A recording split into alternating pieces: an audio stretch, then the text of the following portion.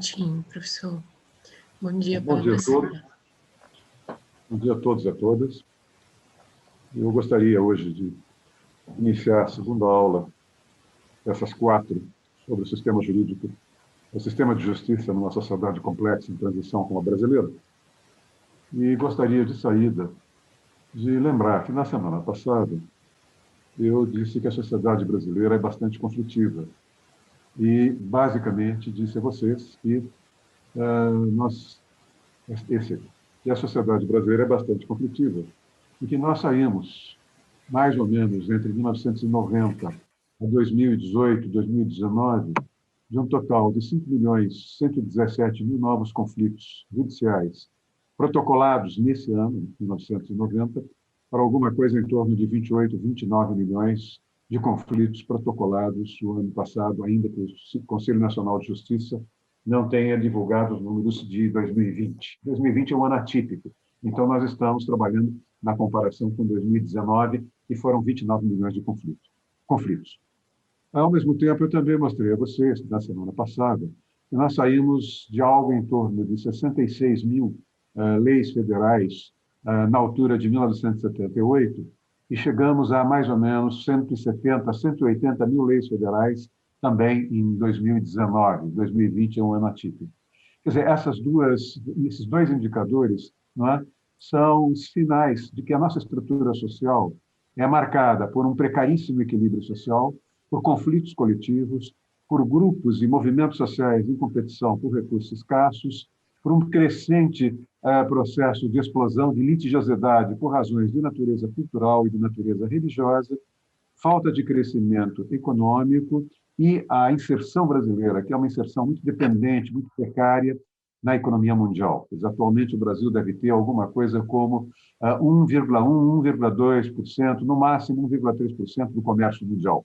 É um país, portanto, vamos dizer, pouco relevante do ponto de vista da economia mundial. Eu, para tentar, digamos, encaminhar a discussão do curso, apresentei de saída este quadro. Este é um quadro absolutamente clássico para a sociologia do direito e é um quadro que nos dá a importância de uma dimensão funcional na análise jurídica. O que significa essa análise funcional? Significa que nós vamos relacionar aí o sistema legal com a estrutura social.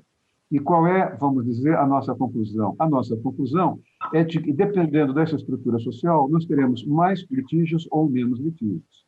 Ou seja, se eu tenho uma sociedade com uma boa divisão de renda, uma certa equidade na distribuição das riquezas, um acesso equânime a equipamentos coletivos como escola, creche, saúde pública de boa qualidade, nós vamos ter, não é, um padrão de litigiosidade menos grave, menos importante do que aquele de uma sociedade cuja estrutura é uma estrutura precária. Esse é o quadro que eu gostaria, o segundo quadro, esse é o quadro que eu gostaria de apresentar para vocês hoje. Não é? O que é que eu vou fazer? Eu vou pegar aquele primeiro quadro e agora eu vou separar aquele quadro nas relações sociedade e direito, não é? Trabalhando com 2 hipóteses. A primeira hipótese é quando eu tenho uma sociedade estável e eu tenho um direito estável. Não é? É o número 1. É quando eu tenho uma estrutura jurídica adequada à estrutura social. A estrutura jurídica e a estrutura social são estruturas estáveis. Na medida em que elas são estruturas estáveis, o encaixe, na sociologia do direito, nós usamos a palavra acoplamento. O encaixe, o engate entre as estruturas sociais e as estruturas jurídicas é absolutamente, vamos dizer, funcional. O segundo estágio que nós temos é o estágio de uma sociedade que muda. E o direito é estável. Em outras palavras, a sociedade é naturalmente dinâmica, a sociedade é naturalmente conflitiva. Por isso é que eu comecei citando Hobbes a semana passada, não é? A sociedade é naturalmente conflitiva. Qual é o papel do direito? O papel do direito é administrar essa mudança. O papel do direito é balizar esses conflitos. O papel do direito é definir um espaço, que nós vamos chamar de tribunal, um espaço capaz de recolher, de canalizar, de captar esses conflitos, biodegradar esses conflitos, neutralizar o potencial entrópico, o potencial destrutivo para o contrato social desses conflitos e tocar a vida da sociedade. Ou seja, no sentido que eu menciono, o direito é um direito que tenta estabilizar uma sociedade que é intrinsecamente voltada à mudança. A terceira hipótese, o terceiro cenário, é basicamente o cenário oposto ao de número 2. Não é? No cenário de número 3, eu vou ter um direito capaz de mudar, uma sociedade que é estável. Não é? É a ideia clássica do direito como instrumento do desenvolvimento. Essa ideia foi uma ideia muito comum nos anos 60, principalmente nos Estados Unidos, com o movimento Law and Development. Eu fui muito influenciado na minha formação por esse movimento. A minha tese de doutorado parte exatamente deste movimento, parte do cenário número 3, é quando eu tenho uma sociedade atrasada, e essa sociedade atrasada precisa sofrer um choque de modernização, um choque de desenvolvimento. E aí a ideia é trazer o direito como instrumento, principalmente o direito econômico, o direito tributário, o direito financeiro, o direito urbanístico, como instrumento de industrialização, como instrumento de administração de uma sociedade que, ao se industrializar, vai se urbanizar. E a hipótese número 4 é aquela hipótese em que tudo muda. A sociedade muda, o direito muda. Não é? E aí nós vamos ter a possibilidade agora de começar a fazer a pergunta: a sociedade brasileira se encontra no cenário número 1, a sociedade brasileira se encontra no cenário número 2, ela se encontra no cenário número 3 ou ela se encontra no cenário número 4? Eu começaria dizendo que eu vou descartar de saída o cenário de número 1. Os historiadores do direito vão dizer que é impossível o cenário número 1. Factualmente, historicamente, não existe o cenário número 1. A ideia de uma sociedade plenamente estável, de um direito plenamente estável, de uma ordem jurídica plenamente estável, é apenas e tão somente uma hipótese que nós levantamos epistemologicamente para poder pensar as hipóteses de número 2, número 3 e número 4. Em outras palavras, para que eu possa dar essa aula e para que vocês possam entender o que é o direito estável numa sociedade em mudança, o que é um direito em mudança numa sociedade estável, e o que é o direito e a sociedade num contexto de mudança, eu preciso ter, digamos, uma condição epistemológica de possibilidade de desenvolvimento de um argumento técnico, que é esse que eu vou desenvolver com vocês hoje. Em outras palavras, a hipótese número 1 só existe teoricamente. Ela é como a norma fundamental de Kelsen. Nós a assumimos, não é? É uma norma pressuposta, é um cenário pressuposto. Na prática, mesmo na Suíça, nós não temos, ou mesmo numa sociedade escandinava, nós não temos uma sociedade estável e um direito estável. Ele é apenas uma condição teórica para que eu possa dar essa aula.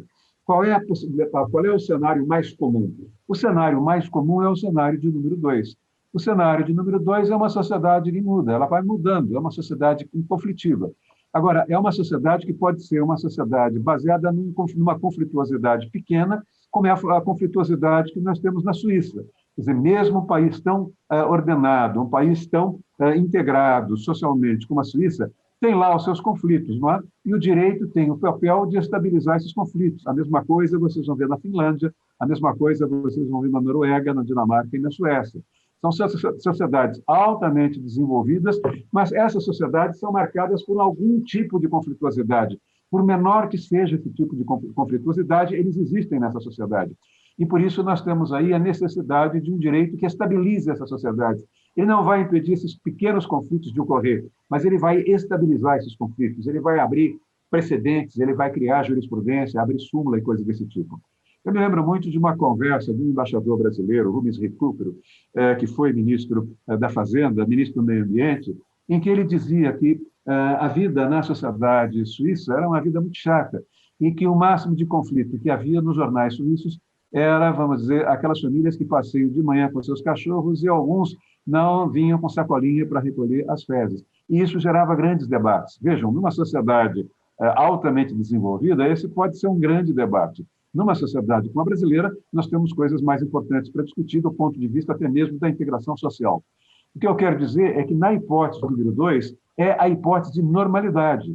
Quer dizer, se vocês forem ao Canadá, em algumas áreas do Canadá, se vocês forem em algumas áreas dos Estados Unidos, se vocês forem a várias áreas de países europeus, como o caso da Alemanha, como o Reino Unido, vocês vão ter pequenos conflitos, uma pequena conflituosidade cotidiana. Ela pode crescer em alguns momentos, diminuir em outros momentos, mas aquilo não afeta o contrato social, aquilo não afeta a unidade do tecido social. Portanto, o direito exerce ali um papel de estabilização daqueles conflitos, ou seja, o que nós vamos ter é uma situação de normalidade. A sociedade tende a mudar, o direito tende a segurar um pouquinho essa mudança, ordenar essa mudança, dar um caminho para essa mudança, e com isso a vida continua num contexto de legalidade e legitimidade. A hipótese número 3 é uma hipótese que é datada historicamente. é uma hipótese que pressupõe experiências autoritárias. As grandes experiências do movimento Law and Development foram os governos autoritários da América Latina nos anos 60.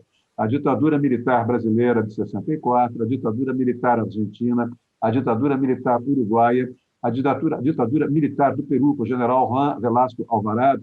Todas essas 4 ou 5 ditaduras trabalharam com a hipótese de um sistema fechado, quer dizer, de um sistema autoritário, de uma, vamos dizer, falta de uma negação às liberdades públicas, de uma negação à segurança jurídica, de uma negação ao império da lei em termos de uma democracia representativa, ao mesmo tempo em que utilizaram o direito econômico, o direito do planejamento, o direito urbanístico, o direito comercial, o direito, vamos dizer, falimentar, como sendo um direito capaz de dar um choque de modernidade numa sociedade atrasada. A ideia era transformar sociedades rurais em sociedades industrializadas. E, para isso, eles negaram os direitos públicos, mas expandiram os chamados direitos econômicos. Não é? Quando vocês olham, por exemplo, a discussão que tem sido travada no Brasil, no sentido de queremos uma intervenção militar, como era em 64, com o atual capitão reformado na presidência da República, queremos o ato 5, qual era a lógica do ato 5? A lógica do ato 5 era uma lógica autoritária que permitia que o governo militar editasse leis e, ao contrário do que acontece nas democracias, quando o governante edita uma lei, quando o parlamento edita uma lei, no momento que essa lei entra em vigor, tanto o governante quanto o parlamento se subordinam à lei que eles criaram. No ato 5 e nos regimes militares do Uruguai, da Argentina e do Peru, era inverso. Os governos tinham a prerrogativa autoritária, ditatorial, de elaborar, digamos, o direito, mas eles não estavam submetidos ao direito que eles produziam. A sociedade estava submetida a esse direito, não é? A hipótese número 3 é aquela hipótese em que os militares americanos, latino-americanos, diziam que eles iriam utilizar o direito como instrumento de imposição de um projeto econômico para o empresariado, para uma sociedade, e que eles sabiam que eles estavam numa ditadura. Acontece que, na medida em que esse desenvolvimento industrial desse certo, eles, militares, se legitimariam a posteriori pelos resultados que eles ofereceram em matéria de desenvolvimento. A ideia era exatamente essa, fazer com que a legitimação fosse não a priori, que eu não tenho ali naquele momento um ato constituinte, uma assembleia constituinte, eu tenho uma rebelião militar, põe tanque na rua, os generais mais antigos controlam o processo e baixam o ato 5 dizendo, olha, a partir de agora nós temos uma série de possibilidades de definir a ordem jurídica, mas nós não nos submetemos a essa ordem jurídica. Essa ordem jurídica não é uma ordem que vai respeitar as liberdades públicas, haverá censura, cassação de mandatos, intervenção do Congresso, mas nós vamos concentrar a nossa atenção não na vida política, mas na vida econômica. Se der certo o nosso projeto, a médio prazo, quando nós tivermos desenvolvimento, taxas de crescimento do PIB, nós nos legitimamos. E a hipótese de número 4 é uma hipótese em que tudo muda. O direito muda e a sociedade muda. Qual é o problema? O problema aí é saber se essas duas mudanças são mudanças sincrônicas, ou seja, há um projeto de sociedade, há um projeto de ordem jurídica, e esses projetos se engrenam, esses projetos se articulam, ou, na realidade, o projeto de reforma social, ou o projeto de reforma jurídica e a dinâmica social caminham de uma forma diacrônica. A sociedade caminha pelos seus conflitos, enquanto a ordem jurídica vai sendo reformada por uma elite que não tem muita percepção da realidade social. Basicamente, não é? Se nós olharmos, eu estou descartando de saída as hipóteses número 1 e número 3.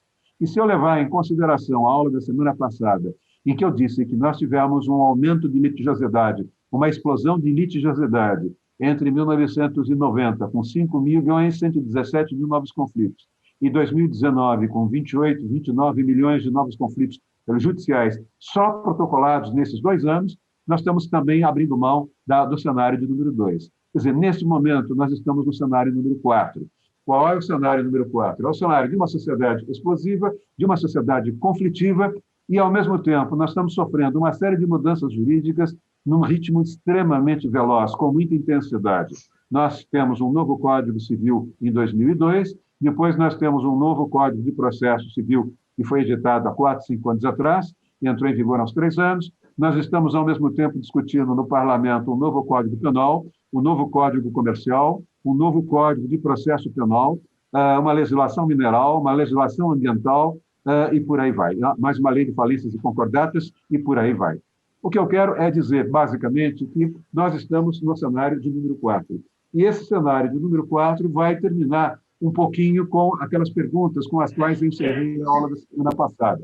Eu vou mostrar para vocês, por exemplo, essa manchete do jornal O Globo. Essa manchete do jornal O Globo, ela é de 14 de abril de 2004, portanto, ela é de 15 anos atrás. Em 15 anos atrás, em 2004, o IBGE, o Instituto Brasileiro de Geografia e Estatística, tinha incluído no censo, entre 2000, no censo, deixa eu ver aqui, 1980 e 2000, algumas perguntas em matéria de violência, em matéria de segurança pública. E foi a primeira vez que o censo do IBGE incluiu essas perguntas.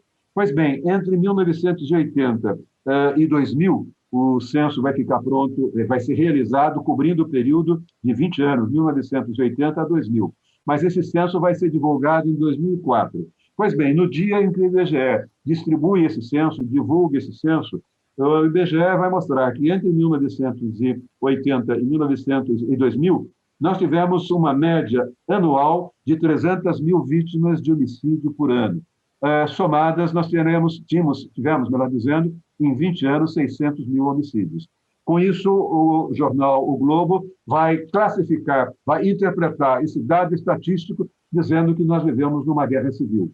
Ou seja, dizendo que nós estamos claramente num processo de uma conflituosidade coletiva que está minando as relações, vamos dizer, contratuais da sociedade brasileira. Quando nós olhamos em 2004, nós não falávamos em milícia, nós não falávamos em algo semelhante ao que aconteceu com a polícia militar invadindo na tragédia do Jacarezinho, da comunidade ou favela do Jacarezinho, ou nós não temos ainda a questão do narcotráfico controlando certas áreas do Rio de Janeiro. Quer dizer, hoje, esse cenário, o jornal O Globo se referia a 2004, no contexto de 1980 a 2000, como uma guerra civil, é ainda muito mais grave. E quando nós olhamos, basicamente, o cenário dos últimos anos, o cenário da atualidade, nós vamos perceber, por exemplo, que o jornal Valor vai fazer uma matéria dizendo que parte dos problemas que nós temos decorre do segundo Plano Nacional de Desenvolvimento. Qual é o problema do segundo Plano Nacional de Desenvolvimento? É um momento mais racional, mais ambicioso, mais autoritário do regime militar. É quando nós temos ali o término do mandato do presidente Garrastazu Médici, em 1973, foi o período em que nós tivemos uma fortíssima repressão militar, com grandes torturas, violências, exilamentos e até assassinatos, não é? E o governo Geisel, que assume prometendo, não é, que iria desenvolver o Brasil, e se desenvolvesse o Brasil, ele caminharia para uma distensão política lenta, gradual e segura, ou seja, com o controle dos militares. Quer dizer, do ponto de vista da ditadura, o governo Geisel representava um governo ligeiramente mais civilizado do que o governo Garrastazu. E ele caminha na linha de uma intervenção econômica, que é o segundo plano de desenvolvimento econômico. O segundo plano de desenvolvimento econômico é um plano que se caracteriza por uma extrema ambição. Qual é a ambição? A ambição do Geisel é determinada por um relatório que ele recebeu de um economista que faleceu neste domingo. Esse economista era o economista formado em Chicago, portanto, com uma visão altamente liberal, de liberalismo extremo econômico, chamado Carlos Geraldo Langoni.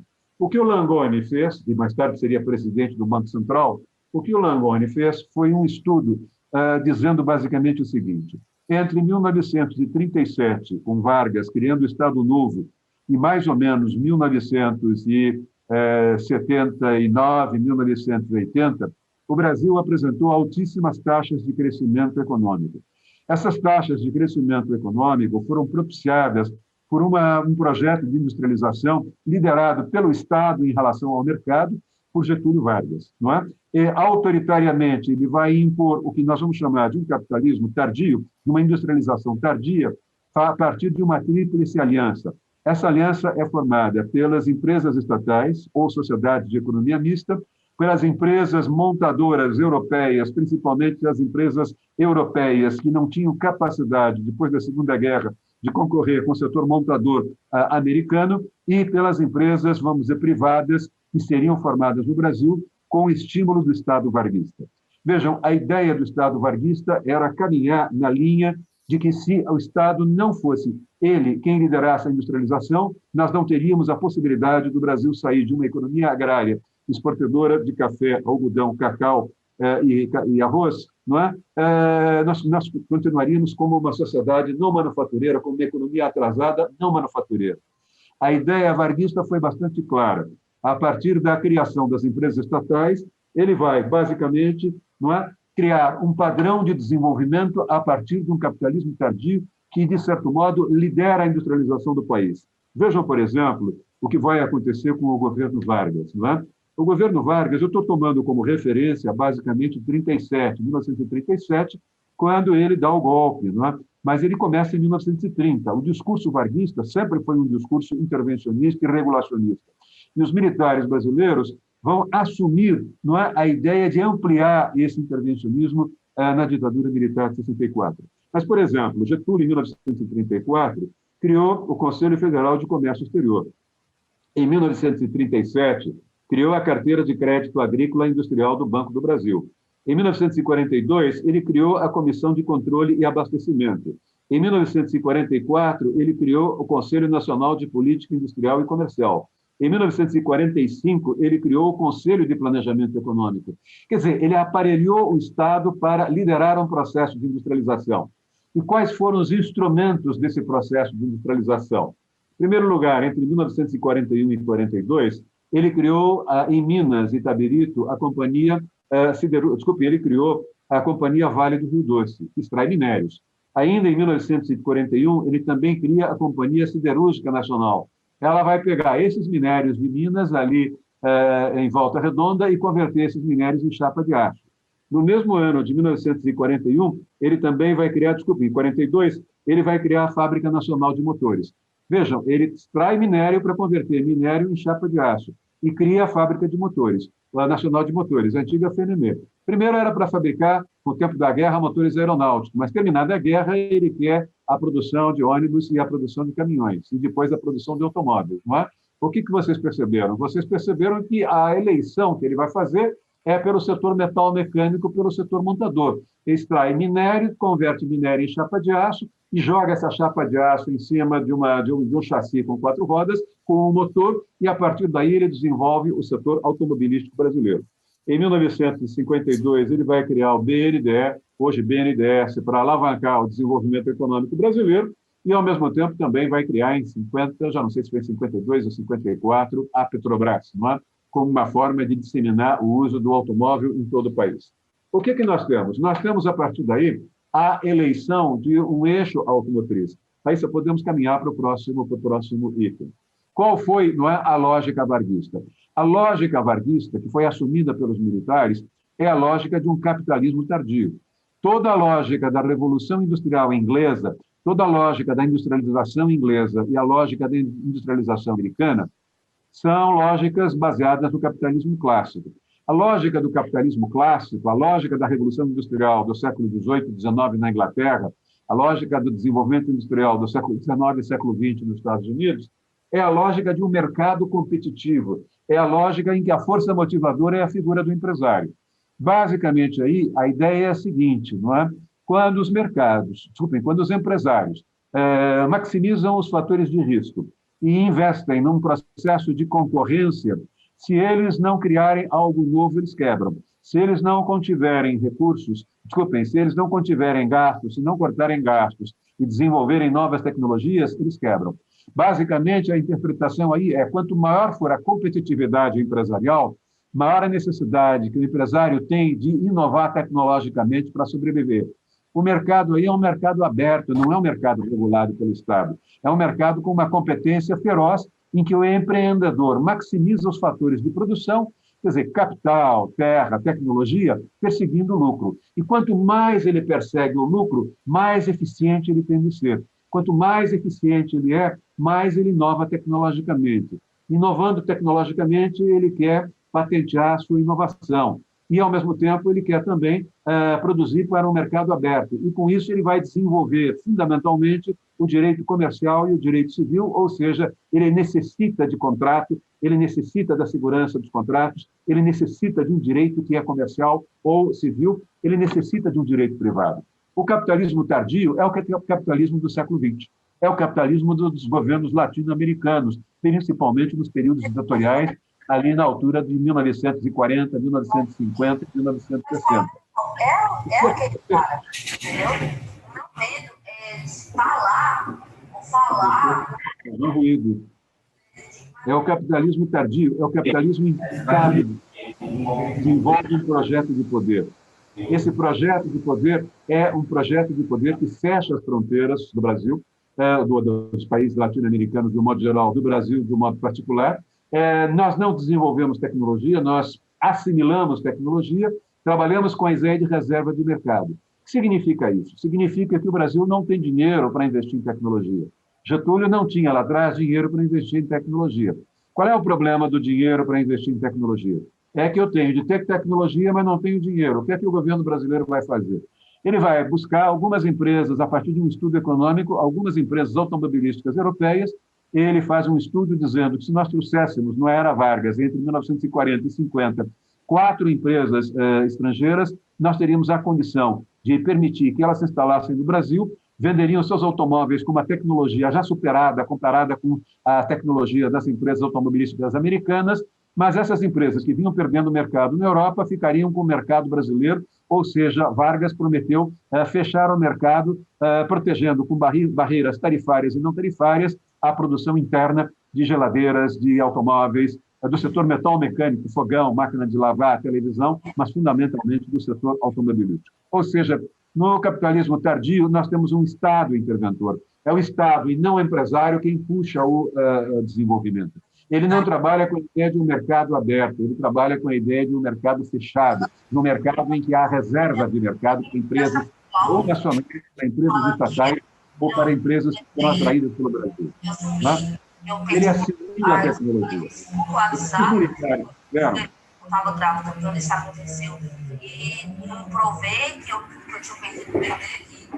O que os militares fizeram foi trabalhar com um projeto de desenvolvimento e segurança, e isso exigiu fundamentalmente um direito público. Quer dizer, quando nós olhamos o regime varguista e o regime militar, nós vamos entender claramente o que foi a industrialização de um capitalismo tardio.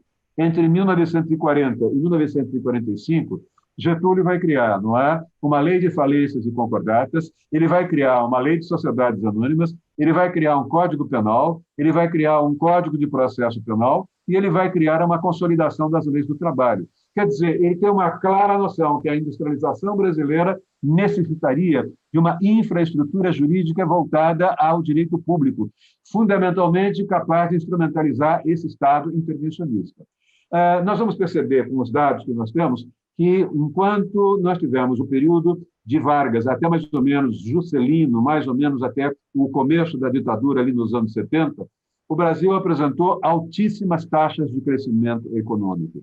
E essas altíssimas taxas de crescimento econômico mudaram o perfil da sociedade brasileira, mudaram o perfil geoocupacional da sociedade brasileira. Se vocês olharem, o que é uma mudança do perfil geoeconômico, da identidade geoocupacional da sociedade brasileira? A identidade geoocupacional vai ser refletida por essas consequências que estão abaixo na tela. Quer dizer, nós vamos perceber o quê? Todo o processo de industrialização de uma economia rural, todo o processo de industrialização de uma sociedade vamos dizer, agrária, leva a um fenômeno chamado urbanização. Urbanização decorre de um processo de deslocamento espacial do homem. Ele sai da cidade pobre do Nordeste para a cidade rica do Nordeste, e depois ele sai da cidade pobre do Nordeste, urbana do Nordeste, não é, num centro urbano pobre do Nordeste, e vem para o eixo da Dutra, Rio e São Paulo. Se vocês pegarem a trajetória do Lula, é disso que se trata. A geração do Lula é a geração que sai de Garanhuns, vai para Recife, mora na favela Brasília Teimosa, desce para Santos, se torna líder sindical em São Bernardo. Vejam, nós vamos perceber claramente o quê? Nós vamos perceber que os anos 50 e os anos 60 foram anos de fortíssima migração. Foram anos em que nós tivemos um forte processo de diminuição diminuição da população empregada no campo e de aumento da população empregada no setor secundário ou industrial, no setor terciário ou setor econômico, ou também no setor de serviços, desculpe, o setor de administração. Quer dizer, quando nós olhamos, não é, basicamente, a mudança geoocupacional, o que nós vamos perceber é um processo absolutamente relevante em que nós temos uma forte presença, digamos assim, de crescimento das cidades, principalmente no começo do Era Vargas, ali na altura dos anos 40, dos anos 50, dos anos 60, com Juscelino, no eixo da rodovia Presidente Dutra, ou seja, entre Rio e São Paulo. A construção de Brasília já é uma tentativa de levar esse crescimento para um processo de descentralização, para evitar a conurbação, evitar o inchaço das populações urbanas no eixo do Rio e São Paulo. É claro que esse processo de industrialização muito rápida, muito intensa, vai gerar choques culturais. Ele vai gerar enormes choques culturais. Eu costumo dar alguns exemplos, não é, desses choques culturais.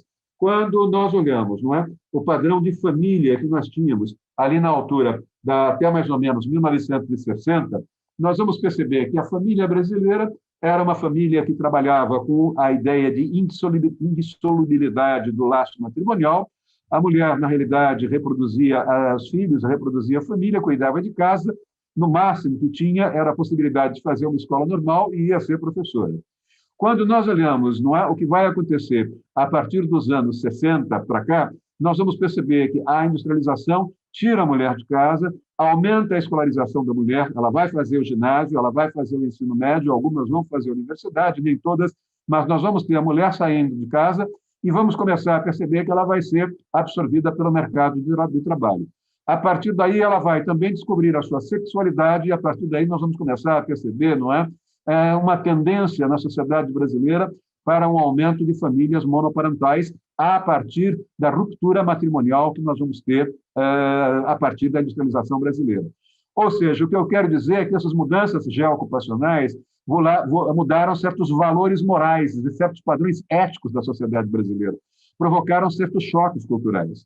Eu dou um exemplo muito claro de um intelectual que tratou, na sua dramaturgia, desse fenômeno, talvez de uma forma intuitiva, não tinha nenhuma formação sociológica, que é o Nelson Rodrigues. Eu me lembro quando, com 18 anos, aluno da Faculdade de Direito, entrei para o Jornal da Tarde, eu acompanhava na mesa ao meu lado o fechamento da coluna na página 2, a cada 2 dias saía uma coluna do Nelson Rodrigues no Jornal da Tarde, não é? E era uma desgraceira que ele tratava, não é? Era um caso o tempo todo de mulheres que traíam os maridos, de ruptura de casamento, de violência, de traições, não é? E quando nós olhamos mesmo a dramaturgia dele, vestido de noiva, não é? Acho que é Beijo no Asfalto, ele está falando de questões como homossexualismo, traições conjugais. Quer dizer, claramente, o que ele está mostrando? Não é? Ele está mostrando vamos dizer, a corrupção dos valores de uma família, de uma sociedade rural, de uma sociedade, vamos dizer, uma economia baseada na sociedade rural. Ele está mostrando o fim de uma sociedade, ele está mostrando como é que a industrialização brasileira destrói, não é, os valores tradicionais da família brasileira. E quando nós olhamos os dados estatísticos, nós vamos começar a perceber um dado bastante interessante. Os dados que eu tenho são dados que vão de 1984 a 2010. Vejam bem, em 1984, nós tivemos alguma coisa como 936 mil casamentos. Em 1988, nós tivemos 951 mil casamentos. Em 1990, nós tivemos 777 mil casamentos. Em 2010, nós tivemos 977 mil casamentos. Quer dizer, se vocês olharem, as taxas de casamentos, em princípio, elas estão, como é que eu poderia dizer, estáveis. Não é? Elas ficam na altura, mais ou menos, de 936, tem uma quedinha em 1990 e volta para 977 mil. As taxas de separações também ficam mais ou menos estáveis, não é? Em 1984, nós tivemos 63 mil separações, em 1988, 91 mil separações, em 1990, nós tivemos 70 mil separações, em 2010, nós tivemos 67 mil separações. Agora, quando nós olhamos as taxas de divórcio, nós vamos entender o que o Nelson Rodrigues queria dizer, o que eu estou tentando dizer, não é? Os choques culturais mudam o perfil ético e moral da sociedade brasileira, não é? E isso é provocado pelo fenômeno de urbanização e de imigração. Para vocês terem uma ideia, o número de divórcios vai pular, em 1984, de 31 mil divórcios para 34 mil divórcios em 88, para 78 mil divórcios em 1990 e para 243 mil divórcios em 2010. Isso já é fruto, é um indicativo de que a sociedade entrou no processo de urbanização. E quando nós olhamos esse processo de urbanização, nós vamos perceber que esse processo de urbanização é um processo que leva, não é, a uma explosão demográfica, por um lado, ou seja, um aumento brutal das taxas de natalidade, e, de outro lado, leva vamos dizer, ao advento dessas taxas de separações que eu mencionei. E isso leva ao aparecimento das famílias monoparentais chefiadas por mulheres. Em 1970, apenas 13% das famílias brasileiras monoparentais eram chefiadas por mulheres. Em 1990, 20,3% das famílias brasileiras eram chefiadas por mulheres. Em 2010, 35% das famílias brasileiras eram chefiadas por mulheres. E em 2015, 40% das famílias brasileiras monoparentais eram chefiadas por mulheres. Nós vamos começar a perceber, eu vou ler aqui um relatório da página 325 do chamado Transição, o relatório se chama Transição para a Vida Adulta ou Vida Adulta em Transição.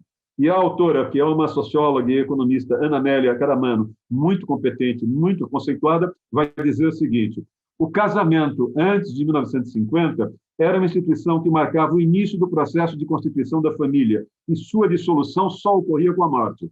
Passou a ser uma instituição mais frágil, de duração menor. Não caracteriza mais o início da vida sexual das mulheres, nem o espaço institucional da procriação. Quer dizer, a idade em que a mulher inicia sua atividade sexual é uma idade muito mais jovem do que a da mulher que se casa, não é? E com isso, o que você vai perceber? Vocês vão perceber é que nós vamos começar a perceber uma crescente presença da mulher na vida brasileira. Algumas profissões, como é o caso da medicina, da advocacia, da arquitetura e das engenharias, começam a se tornar, não é, profissões fortemente dominadas pela presença das mulheres. Tudo isso é fruto desse processo que eu estou mencionando para vocês. Vejam, por exemplo, a advocacia por gênero. Na OAB, em 2006, nós tínhamos 56% dos advogados homens e das advogadas 44%. Em 2005 e 2008, na OAB de São Paulo, já eram 48% de homens e 52% de mulheres. Isso é fruto de um país que está se abrindo. Não é? O INEP, Instituto Nacional de Estudos e Pesquisas Educacionais, vai mostrar que em 2003 se formaram nas universidades brasileiras 38% homens dos formandos e 62% das mulheres. E o PNUD vai mostrar que o número de diplomados no ano de 2005, 44% de homens, 56% de mulheres. O que é que eu estou querendo dizer? Eu estou querendo dizer que, nesse momento, a sociedade brasileira vai se desenvolvendo, a sociedade brasileira vai se tornando uma sociedade que vai sofrendo um processo de industrialização, e nesse processo de industrialização que a sociedade vai sofrendo, ele vai caminhando cada vez mais para uma brutal expansão da população. O que é que eu quero dizer com isso? Vejam, a população brasileira, em 1950, era de apenas 51 milhões de habitantes. Em 1990, a população era de 144 milhões de habitantes. Em 2010, a população era de 190 milhões de habitantes. Hoje, nós somos em 220 milhões de habitantes. Quer dizer, em 70 anos, nós vamos sair de 50 mil para 220 milhões de habitantes. O eleitorado brasileiro, na eleição presidencial de 1950, era de 11 milhões de brasileiros. Em 1990, foi de 83 milhões de brasileiros. Em 2010, foi de 135 milhões de brasileiros. Eu não tenho aqui o número das eleições de 2010, não é? O aumento da população entre 1950 a 1990 foi de 278%. O aumento do eleitorado entre 1950 a 1990 foi de 731%. Vejam, entre 1990 e 2010, o aumento da população foi de 131% e o aumento do eleitorado foi o aumento de 162%. Onde é que eu estou querendo chegar? Eu estou querendo mostrar para vocês, podemos ir para o próximo quadro, que o que vai acontecer na sociedade brasileira é claramente um fenômeno, não é, brutal de urbanização. E é evidente que esse fenômeno brutal de urbanização traz para nós o aumento da conflituosidade. Quer dizer, eu estou relacionando, não é, o aumento da litigiosidade no Brasil seja litigiosidade interindividual, seja coletiva, que é o tema da próxima aula, do conflito interindividual para o conflito coletivo, não é? Nós vamos perceber a origem dele. É essa a minha ideia da aula de hoje. E agora eu quero que vocês esqueçam 60 e 1990. Eu quero que vocês só trabalhem... Desculpem, eu quero que vocês esqueçam 1990. Eu quero que vocês só trabalhem com 1940 e 1980 no primeiro momento. A Revolução Industrial Inglesa, que é uma revolução que ocorreu com o capitalismo de mercado, não é? Ela durou 150 anos. A Revolução Americana, que também foi um capitalismo de mercado aberto, ela durou mais ou menos 120 anos. Se nós olharmos, não é? A Inglaterra demorou 150 anos para fazer a identidade geoocupacional, sair de uma identidade de uma economia agrária, socioeconômica, vinda de uma economia agrária, para uma sociedade urbana e industrial de massas. Nos Estados Unidos, demoraram 120 anos. Se nós olharmos a população brasileira entre 1940 e 1980, se nós olharmos somente esses 40 anos, que são os anos da ditadura militar, não é do auge da ditadura militar, depois ela vai decair, depois com o fracasso de Geisel em 1980, ela vai cair em 85. Se nós tomarmos com esses 40 anos, nós vamos perceber um dado muito importante. Qual é o dado? Vamos arredondar? Em 1940, 68% da população brasileira era rural. 32%, arredondando, 32% da sociedade brasileira era urbana. Em 1980, se vocês olharem, inverteu, não é? Nós vamos sair de 68, 32 para 32, 68. Quer dizer, o Brasil fez em 40 anos o que a Inglaterra demorou 150 e o que os Estados Unidos demoraram 120 anos, não é? Agora, vejam, isso não é motivo para a gente soltar rojão, não é motivo para comemoração, porque no momento em que eu tenho esse fenômeno de alteração radical da identidade geoocupacional brasileira, isso significa que eu tenho uma explosão de litigiosidade, desculpe, uma explosão demográfica. Na medida em que eu tenho uma taxa de natalidade muito alta, a pergunta que se faz é: será que eu terei crescimento econômico suficiente para incorporar esses brasileiros que estão chegando mais alguns anos para frente no mercado de trabalho? Será que eu vou ter dinheiro para dar uma infraestrutura em matéria de creche, educação, saúde, segurança, transporte, alimentação para essa sociedade que está aumentando em termos absolutos a sua população? Se vocês olharem, vocês vão perceber um dado interessante. Quando é que o Brasil cruza, vamos dizer, o declínio da população rural e o aumento da população urbana? É 1960. 1960 é o governo Juscelino. O governo Juscelino é um governo de uma sociedade que está se tornando uma sociedade urbana, é um governo de uma sociedade que vem crescendo economicamente com a industrialização brasileira. Nós vamos perceber que a classe média vai crescendo e ganha o segundo carro da família. Nós vamos perceber que os migrantes que chegam aqui de pau de arara são analfabetos, mas falta mão de obra e as empresas os qualificam. Nós temos altas taxas de crescimento econômico e as cidades, como São Paulo, Rio, vão crescendo a partir de valores de classe média. Nesse momento é que vocês vão ouvir falar, vão ouvir falar na Bossa Nova, vão ouvir falar no Cinema Novo, vão ouvir falar na arquitetura nova, na arquitetura de Niemeyer, a música de Jobim, Vinícius de Moraes e Carlos Lira, e os filmes de Glauber Rocha, não é? Se vocês olharem, eu não me lembro direito qual é o filme do Glauber Rocha, não sei se é Deus e o Diabo na Terra do Sol, eu não sei qual é o filme dele, mas é um filme que termina com uma música do Sérgio Ricardo, o sertão vai virar mar, o mar vai virar sertão, e o ator Otton Bastos sai correndo do interior do Nordeste e vai para uma praia, não é? Claramente, o que é o cinema novo? É um cinema de classe média, é um cinema que tenta entender a transição de um Brasil do cangaço para um Brasil urbano, para um Brasil atlântico, no Oceano Atlântico. O que é a Bossa Nova? É uma música que não é mais aquele boleirão, não é? De Orlando Silva, é uma coisa mais sutil, de uma classe média mais refinada, e que está dentro de uma perspectiva de uma mobilidade ascendente. O que é a arquitetura nova do Oscar Niemeyer? É, digamos, o reflexo do crescimento econômico dessa sociedade que nós temos. Não é? E vejam que essa tendência vai continuar. Essa tendência de urbanização vai continuar. Em 1990, nós já deixamos para trás a sociedade rural. Em 1990, já somos 24% da sociedade uma sociedade rural, 75% de uma sociedade urbana. Hoje, se nós chegarmos, deve estar em torno de 9%, não mais do que 9%, de uma sociedade rural, e o restante, 91%, é de uma sociedade urbana. O que é que eu estou querendo dizer com isso? O que eu estou querendo dizer com isso, não é? Se nós pudermos avançar mais um quadro, O que eu estou querendo dizer com isso é que, basicamente... Não, então pode voltar para trás, Raíssa. O que eu estou querendo dizer com isso é que vai surgir ali, na altura de 1979, 1980, um estudo encomendado pelo Geisel. O Geisel era presidente da Petrobras. O Geisel já vinha se preparando para substituir o presidente Garrastazu Médici, e o Geisel recebeu um estudo elaborado pelo, vamos dizer, Carlos de Langoni, esse economista que morreu, foi presidente do Banco Central, que morreu no domingo agora, e pelo ex-economista e ex-ministro Mário Henrique Simonsen, que faleceu há muito tempo, mostrando esse estudo que o Brasil estava enfrentando um problema depois da crise do petróleo de 1978. A crise do petróleo de 1978 matou o modelo de crescimento em cima do setor automotriz. Todo o crescimento do setor automotriz, do setor petroquímico no Brasil, foi inteiramente pensado em cima de uma matriz energética, que era o petróleo barato no preço e abundante na oferta.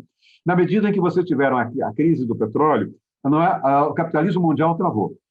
E na medida em que começou a diminuir o ritmo de crescimento da economia mundial, o Brasil começou a diminuir o seu ritmo de crescimento interno baseado nas exportações e baseado nesse projeto de industrialização tardia que começou com Vargas. O que é que esses dois economistas mostraram? Esses dois economistas mostraram que da era Vargas até mais ou menos 1978, 79, a taxa de crescimento da economia suportava o aumento da taxa de natalidade. Essa é a chave da minha aula de hoje. Ou seja, entre 1937 a 1979, as taxas de expansão da economia brasileira rumo a uma industrialização tardia compensavam o aumento da população, o aumento explosivo da população brasileira. Só que esse mesmo estudo disseram isso ocorreu até a crise do petróleo. Com o efeito da crise do petróleo, a partir de 1980, 81, nós vamos começar a perceber o descompasso. A economia vai crescer menos e, com isso, ela vai não ter mais a capacidade de suportar as taxas de crescimento demográfico. Ou seja, ou nós vamos conter, com programas, vamos dizer que a igreja nos vai criar dificuldades, nós vamos conter autoritariamente o aumento das taxas de natalidade, como fez a China num determinado momento, ou nós temos de criar um padrão de crescimento econômico mais acelerado. A saída dos militares, liderados pelo Geisel, foi: vamos, então, trabalhar com um processo de industrialização tardia, maximizando a herança varguista, e, com isso, vamos detalhar cada vez mais, aprofundar, melhor dizendo, cada vez mais esse processo herdado do Vargas. E, com isso, Geisel assume, é eleito em 1973, assume em 1974, lança, logo que assume, o segundo Plano Nacional de Desenvolvimento, que é um plano extraordinariamente ambicioso e que vai ser um enorme fracasso. É o momento mais importante, mais racional, mais ambicioso da ditadura militar. Não é? É o momento do Brasil chamado Brasil Pátria Grande, Pátria Vencedora, o Brasil Pátria Vencedora. Não é? Qual foi a lógica do Vargas? Vamos manter toda a arquitetura varguista, mas vamos aperfeiçoá-la. Vargas apostou as suas fichas no setor montador. Esse setor montador deu o que o Brasil já conseguiu fazer na década de 50, 60 e 70. Nós precisamos agora de entrar num setor ainda mais sofisticado. E Geisel escolheu o setor petroquímico. Não é? Vejam, ele era um presidente da Petrobras, subestimou a crise do petróleo de 1973 e 74, 72 e 73, depois tem um repique em 1978, 79, e com isso ele vai investir as suas fichas no setor petroquímico, que também dependia do petróleo árabe, da importação do petróleo árabe. Segundo, ele vai tentar desenvolver, sofisticar a indústria brasileira, que até então só produzia o que mais sofisticado era automóvel. Ele vai estimular a indústria brasileira a entrar no setor de equipamentos pesados e bens de capital. Ele vai, estimular as prefeituras de São Paulo e Rio a fazerem metrô. O governo federal se propõe a financiar a construção dos vagões de metrô, e ele vai, de certo modo, prometer que vai comprar da Cobrasma todos os vagões de metrô que ela fizer, vai transformar a empresa Atlas, da família Vilares, o Grupo Vilares, num grupo de tecnologia fina, e a Badella na empresa que ele escolhe, ele, Geisel, escolhe para liderar a industrialização na área de bens de capital. Ao mesmo tempo, ele também vai perceber que, se o Brasil voltar a crescer, como ele imagina que iria crescer, o Brasil sofreria um gargalo estrutural na área de energia, um apagão na área de energia. O que ele faz? Nós não podemos estimular o crescimento cada vez mais rápido da indústria brasileira se nós não tivermos estradas para escoar a produção, se nós não tivermos energia para alimentar as fábricas, se nós não tivermos sistemas de comunicação. Com isso, ele vai antecipar os investimentos em infraestrutura para o período de 1975 a 2000. Quer dizer, ele vai trabalhar com projetos mirabolantes, não é? Ele vai criar, hoje é saturado, mas antes da pandemia já estava saturado, mas ele vai criar o aeroporto de Guarulhos, não é? Ele vai forçar o Estado a criar o aeroporto de Guarulhos, vai criar o aeroporto de Confins. Eu, durante muitos anos, ia a Belo Horizonte para dar aula, e o aeroporto de Confins era simplesmente um aeroporto subutilizado. Nos primeiros 3 ou 4 anos, o aeroporto de Cumbica era subutilizado. Ele vai trabalhar, portanto, não é, com uma série de equipamentos, investimentos em infraestrutura entre 1975 e 2000. Vai substituir os setores beneficiários de incentivos fiscais do Sul e do Sudeste, transferindo, não é, os benefícios tributários para o empresariado do Nordeste. Ele percebeu com uma certa lucidez o fenômeno da conurbação. Ele percebeu o fenômeno dessa conurbação entre São José dos Campos, São Paulo e Campinas, por exemplo. Ou, se quiserem, entre Volta Redonda, aquela área da Baixada Fluminense e o Rio de Janeiro.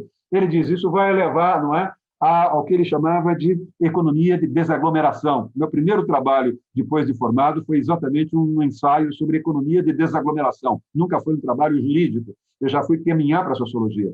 A economia de desaglomeração é quando nós, não é, tanto investimos em São Paulo, com metrô, grandes rodovias, avenidas de fundo de vale, que, com isso, quando nós imaginamos que nós estamos resolvendo o problema dos moradores, nós estamos, com essas obras, atraindo ainda mais mão de obra que vem de estados fracos para o Brasil, de tal maneira que, quando essas obras são finalmente inauguradas pelos governadores, nós continuamos com déficit muito alto de atendimento na área de transporte, de hospitais, porque há um inchaço nas regiões metropolitanas, não é? Geisel vai percebendo exatamente isso e, portanto, ele tenta, não é, fazer com que, com os incentivos fiscais, ele desenvolva o empresariado do Norte e Nordeste. Qual é o problema do governo militar no governo Geisel? Como é que nós financiamos o segundo PNB? Por quê? Porque o Brasil ficou o tempo todo fechado, operava com uma moeda muito fraca chamada cruzeiro. E o sistema financeiro internacional opera com dólar. Como é que o Brasil poderia tomar empréstimo do Banco Mundial? Como é que o Brasil poderia tomar empréstimo dos bancos privados ou dos organismos multilaterais? Ou seja, o problema ali era, vamos dizer, a falta desse casamento entre a moeda fraca de uma economia fechada como a brasileira e uma economia forte como o dólar, não é? Geisel percebe com uma certa razão, ele percebe basicamente o quê? Que se o Brasil ampliasse as suas exportações, ele receberia em dólar. Se o Brasil ampliasse as exportações, ao receber em dólar, ele poderia negociar, entregando como garantia as suas exportações com o Banco Mundial ou com o sistema privado mundial. Era um governo autoritário, intervencionista e dirigista. Ele vai chamar o dono da Cacique, Horácio Coimbra, e vai sugerir que, em vez de exportar café granulado para a Europa, ele exporte o café granulado, ele mesmo prepare o café granulado e aumente o valor agregado das exportações brasileiras. Ele vai chamar o pessoal da Vale, que era uma empresa pública à época, e dizer que, em vez de exportar minério de ferro bruto para o Japão, que exportassem minério processado sob a forma de pellets. Vai mostrar aos agricultores brasileiros de Araraquara que, em vez de exportar laranjas, eles podiam exportar suco de laranja. Quer dizer, ele vai tentar agregar valor para as exportações brasileiras. Ele vai, com isso, tentar aumentar o valor do que o Brasil recebe com as exportações brasileiras. E a ideia é um círculo virtuoso. Qual é o círculo virtuoso? O círculo virtuoso é, quanto maior for a agregação de valor nas exportações brasileiras e quanto mais nós exportarmos, maior vai ser a receita em dólar. Quanto maior for a receita em dólar, maior será a possibilidade que nós temos de emprestar dinheiro, oferecendo as exportações e garantia para liderar o crescimento econômico no Brasil, sofisticando a economia brasileira, tecnologicamente falando. E, com isso, nós vamos refinar a sociedade, a economia brasileira e vamos aumentar ainda mais as nossas exportações. Vamos fazer mais empréstimos, vamos entregar mais as exportações em garantia, mas vamos receber mais dinheiro. E, com isso, nós vamos nos desenvolver mais rapidamente. Vocês perceberam? Eles imaginaram que fosse um círculo virtuoso. No entanto, o que o governo militar fez foi subestimar o impacto da crise do petróleo do ponto de vista do mercado mundial. Ou seja, quando veio a segunda crise do petróleo e o preço do petróleo pulou de $1,5 para 3 em 1972 e para 34, 36 em 1978, a economia ocidental parou. Toda a Europa, Estados Unidos, Canadá e Japão, que dependiam do petróleo, pararam. A economia mundial rigorosamente travou. Quem importava deixou de importar, logo o Brasil, que exportava e precisava das exportações para liderar o seu crescimento, o Brasil deixou de exportar. A economia brasileira, que era sustentada num projeto de desenvolvimento de setor petroquímico, travou porque a matriz energética inviabilizou os cálculos para o desenvolvimento do setor petroquímico no Brasil. O resultado disso, não é que nós tivemos algumas consequências dramáticas. Por exemplo, Geisel tentou, segundo o PND, tentou deslocar o eixo do modelo do setor automotriz para o setor petroquímico, desenvolveu o setor de bens de capital e equipamentos pesados, mas ele manteve a matriz energética e subestimou o risco do petróleo, não é o choque do petróleo. Ele antecipou os investimentos em infraestrutura para um país que não tinha dinheiro, mas ele imobilizou capital intensivo em projetos superdimensionados e com capacidade ociosa. Quer dizer, ele criou grandes projetos, mas esses projetos não eram projetos que davam rentabilidade, eles não se pagavam. Terceiro, quando ele substituiu os setores beneficiários de incentivos fiscais para tentar desenvolver o Nordeste e descongestionar a concentração industrial no Sul, ele privilegiou áreas extremamente periféricas. Vejam, uma coisa é vocês tirarem incentivos fiscais de grupos como Hermílio de Moraes ou Votorantim, ou de grupos como as grandes empresas industriais do Rio de Janeiro. A outra coisa é vocês terem a possibilidade de investir, por exemplo, na área do setor do comércio, que era liderado na Confederação Nacional do Comércio por um senador do Rio Grande do Norte que tinha um conjunto de lojas de calçado na cidade de Natal. O presidente da Confederação Nacional da Indústria era um entubador, era vamos dizer, um empresário que engarrafava tubaína em Aracaju.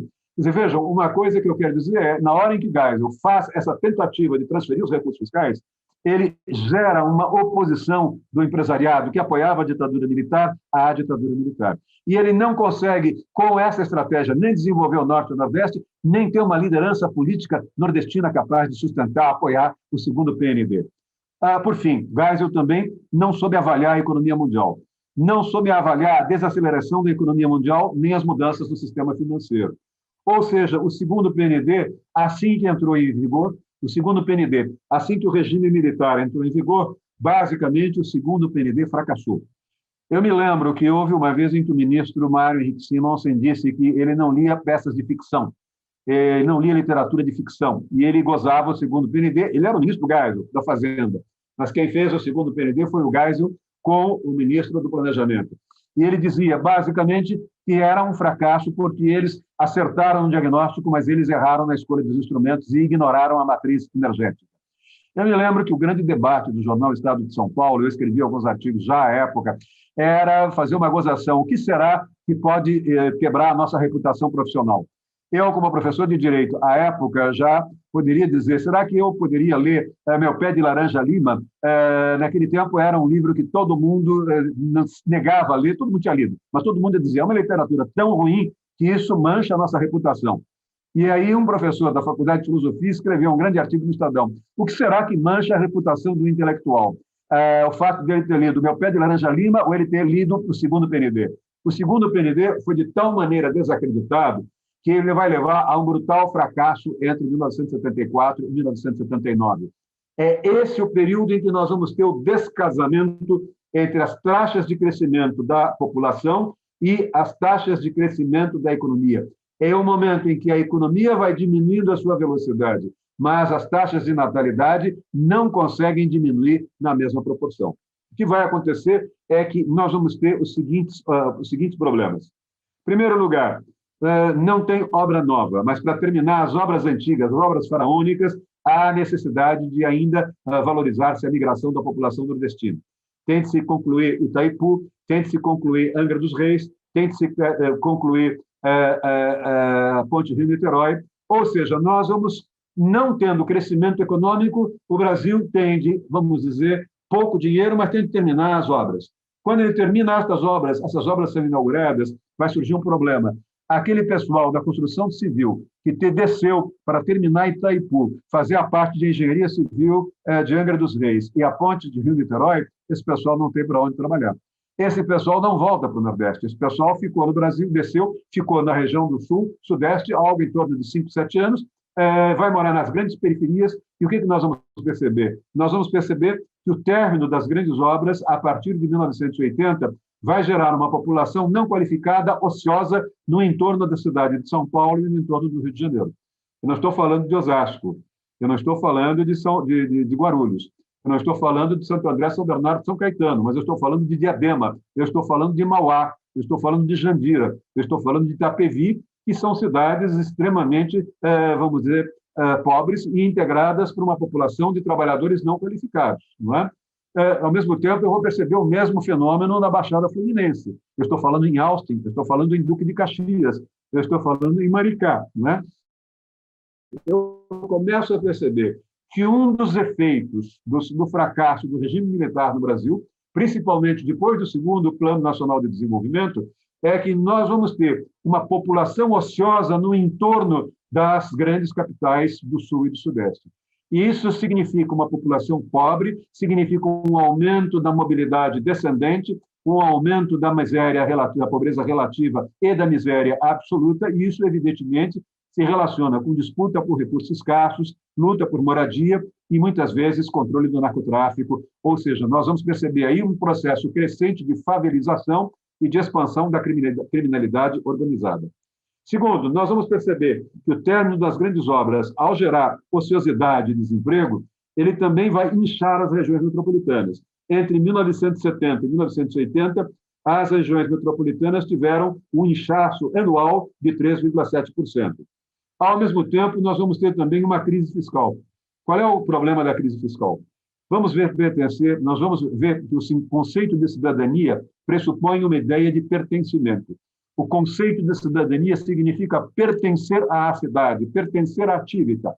O que significa pertencer à atividade? Pertencer à atividade significa ser cidadão. Mas ser cidadão significa, de um lado, ter uma obrigação, de um lado, ter direitos.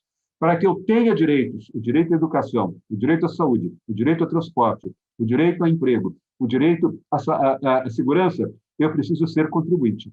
Vejam, o que é que eu quero dizer a vocês? O que eu quero dizer é que eu tenho aí um trade-off, quer dizer, eu não posso deixar de contribuir, senão eu não tenho um Estado que tenha receita fiscal capaz de dar, por meio de programas públicos, os direitos que eu tenho. Como eu tenho uma população ociosa, essa população ociosa vai se tornar uma população que vai viver de biscate, que vai viver do comércio informal, essa população vai trabalhar com carga roubada, essa população vai trabalhar com produtos pirateados, essa população é uma população não necessariamente pagadora de impostos. Eu vou começar a perceber aí uma série de problemas que vão surgindo. O Estado vai começar a ter problemas de falta de recursos, vai ter de aumentar os impostos, mas quando ele aumenta os impostos, ele atinge a classe média. E ao atingir a classe média, ele trava o crescimento da indústria automobilística no Brasil. Ao mesmo tempo, ele também não consegue o quê? Ele não consegue aumentar a base da arrecadação com novos contribuintes. Mas, ao mesmo tempo, nós vamos perceber que, à medida em que nós temos um inchaço nas regiões metropolitanas, nós vamos ter o quê? Nós vamos tendo um problema complicado, como eu disse, não é? Vejam, um dado interessante, todos vocês moram em São Paulo, a ESA, todos conhecem, é uma área que fica no Largo da Pólvora, toda aquela área, nos anos 80, era uma área de camelôs. O Lago São Francisco era tomado por camelôs. As fotografias de 1980, no Lago São Francisco, ou na Rua Senador Feijó, Quintino Bocaiúva, ou na Avenida da Liberdade, nós tínhamos ali, basicamente, os camelôs, não é? O que é que nós vamos perceber?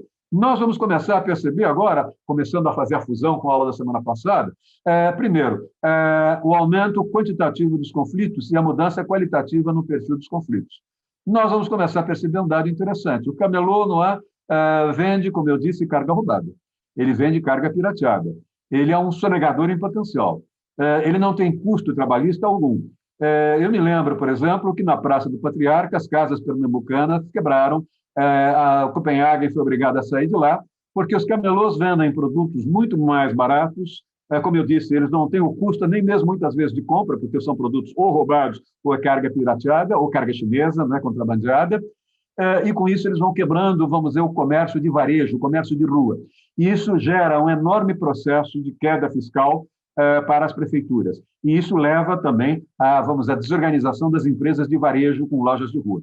Mas, em segundo lugar, não é? O camelô é gente. Quer dizer, o camelô termina o seu expediente, onde tinha o antigo Hotel São Paulo, ele se tornou uma espécie de depósito de cargas de camelôs.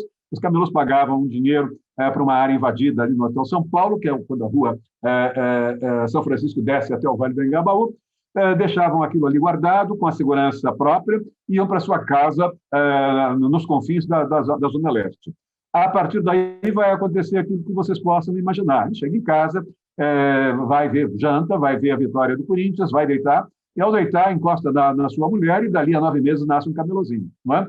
Esse camelozinho vai nascer no hospital público. Ele vai precisar de uma EMEI, Escola Municipal de Educação Infantil. Ele vai precisar de uma creche. E depois ele vai precisar ser alfabetizado. Não é? Ou seja, nós vamos perceber que essa maternidade foi pública, a creche é pública, a EMEI é pública, só que, ao mesmo tempo em que serviços essenciais são públicos, o camelô é um sonegador, ele não paga esse imposto. Nesse momento, vocês vão começar a perceber o aparecimento aí de uma questão política e de uma questão jurídica. Não é? Essa questão é uma questão que foi levada ao Supremo numa surpreendente aliança entre o ministro da Saúde, José Temporão, do governo Lula, e o governador José Serra, de São Paulo. Eles disseram o seguinte: olha, nós estamos vendo uma politização dos movimentos sociais que defendem os direitos, por exemplo, dos camelôs, a receberem uma série de serviços de qualidade das hospitais públicas, mas nós não temos receita fiscal, eles não são contribuintes. Com isso, eles não têm direito, por não serem contribuintes, a um serviço público de qualidade, porque nós estamos num momento de colapso fiscal. Com o colapso fiscal, nós não temos como expandir as vagas nos hospitais públicos, nós não temos como expandir as vagas nas escolas, não temos como expandir as creches e nós não temos como expandir as escolas municipais de educação infantil. Ou seja, ou esse pessoal passa a ser contribuinte, ou esse pessoal não tem o direito subjetivo a certos serviços públicos. Evidentemente, essa questão foi politizada, os movimentos sociais recorreram aos chamados advogados progressistas, assessoria jurídica, essa questão foi parar no judiciário e o judiciário deu claramente ganho de causa para os camelôs. Ou seja, eles são tão cidadãos quanto os contribuintes. Se o Estado não tem uma política tributária progressiva, tem uma política tributária regressiva, se o Estado não consegue cobrar mais tributo dos mais ricos, não pode negar, por falta de recursos fiscais, vamos dizer, serviços públicos de qualidade àqueles que não são contribuintes. Portanto, nós vamos começar a perceber exatamente que vai surgir aí uma tensão entre população não geradora de impostos que exige direitos e, ao mesmo tempo, uma concentração de contribuintes. Os contribuintes da classe média ficam revoltados, e enquanto vocês têm uma fortíssima mobilização de movimentos sociais nas grandes cidades. Quando eu mencionei, na semana passada, o crescimento dos conflitos, os novos conflitos na justiça estadual, federal e trabalhista, é disso que se trata. Não é? Esse é um dos fatores que vai mostrar porque em 1990 nós tivemos 9 milhões de conflitos e eles vão pular em 2000 para 12 milhões, depois vão pular para 17 até chegar em 19. É aí que começa a surgir, são esses os fatores responsáveis pelo tipo de problema jurídico que nós temos hoje nos tribunais brasileiros.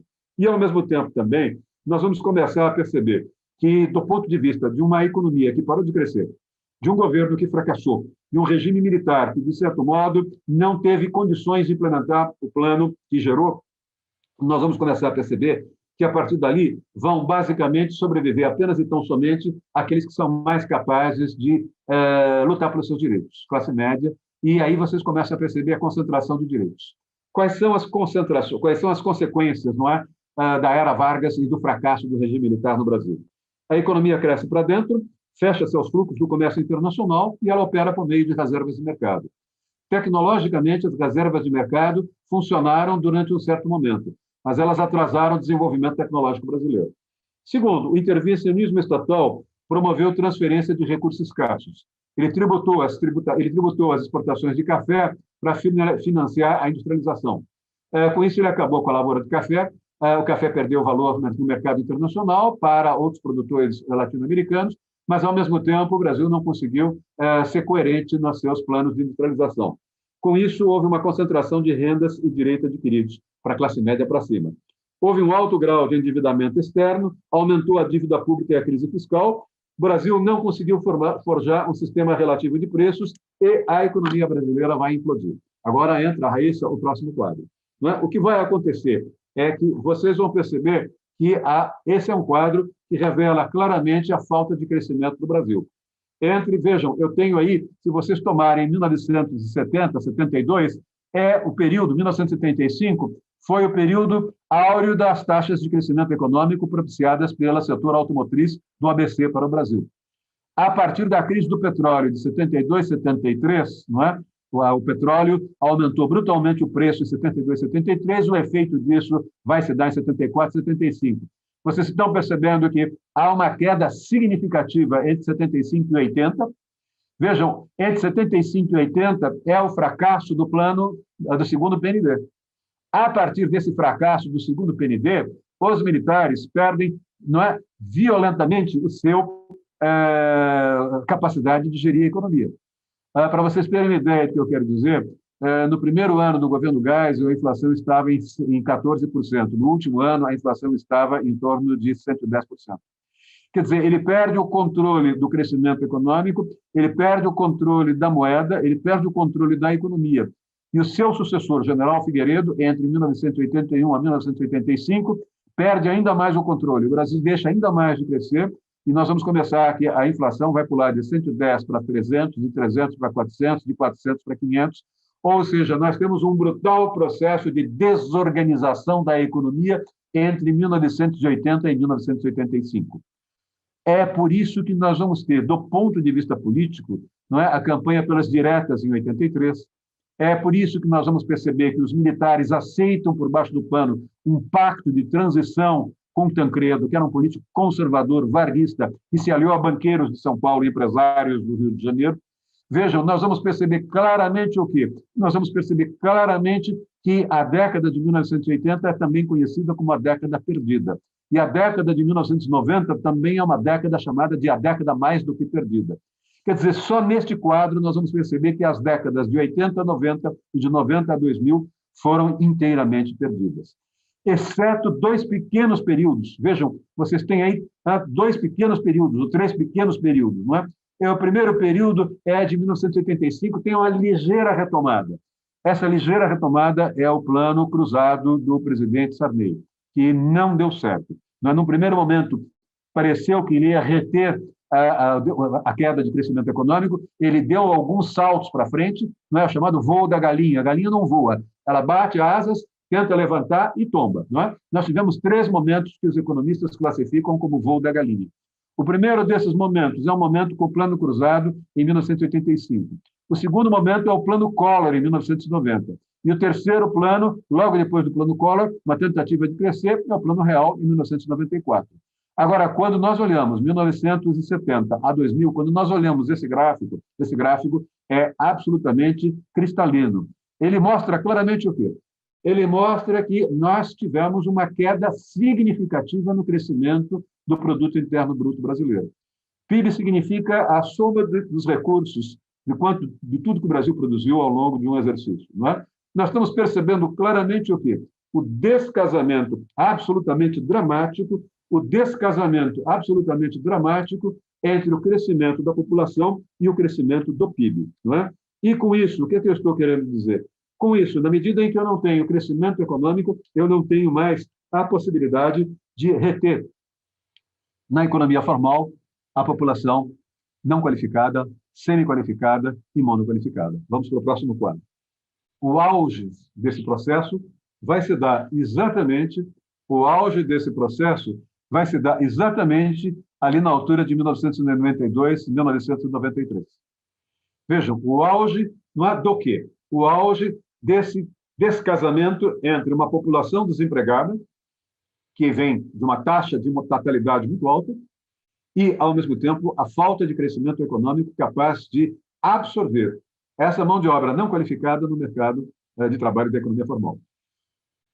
A taxa em negrito, não é? O negrito eu tenho aí a população o quê? Em negrito eu tenho uma população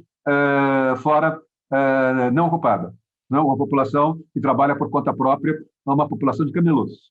A linha pontilhada é claramente uma linha em que eu vou ter o quê? A linha pontilhada é uma linha em que eu vou ter a possibilidade de ter o trabalhador com carteira de trabalho assinada.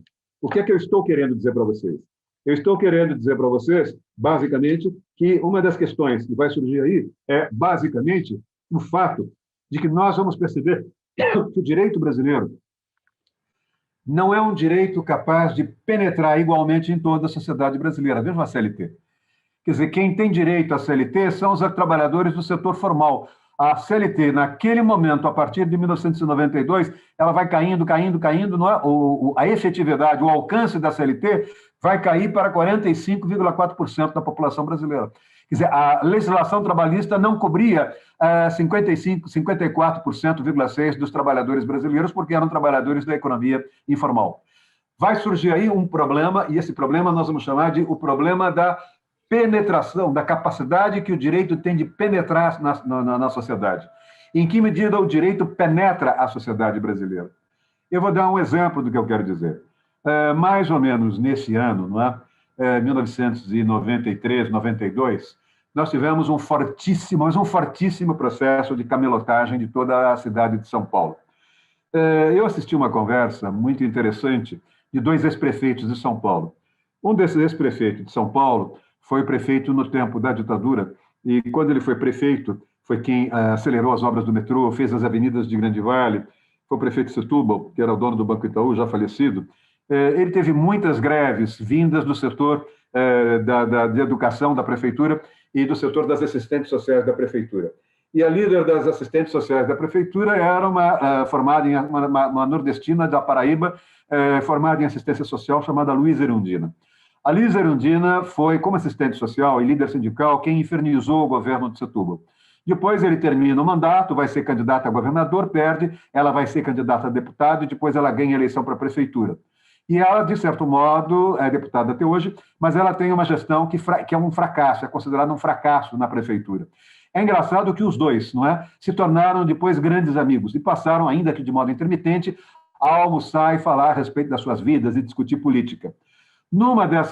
Nesses almoços, a Luísa Erundina, já ex-prefeita, disse que ela fracassou como prefeita, ela não usou a palavra fracasso, porque todo o processo de camelotização da cidade de São Paulo era um processo decorrente do fracasso do regime militar, ou seja, decorrente do fracasso do segundo Plano Nacional de Desenvolvimento. Sarney, em 85, não conseguiu dar conta, Collor não conseguiu dar conta. Nós vamos perceber que aquilo ali tudo era decorrente de decisões do governo federal. E ela dizia, eu só sou uma prefeita, uma parte dos camelôs nem mora em São Paulo, uma parte desses camelôs mora nas cidades dormitório de São Paulo. Eu tenho de suportar investimentos para não residentes de São Paulo que nem IPTU pagam. Quer dizer, eu tinha um desarranjo estrutural do ponto de vista da minha receita, eu tinha um desarranjo estrutural do ponto de vista da governabilidade de regiões conurbadas, ou seja, eu tinha de lidar com uma população que opera em São Paulo, trabalha em São Paulo, mas não mora em São Paulo, e eu tinha uma camelotagem que era fruto de uma série de equívocos cometidos pela União, e não pela prefeitura, e muito menos pelo governador.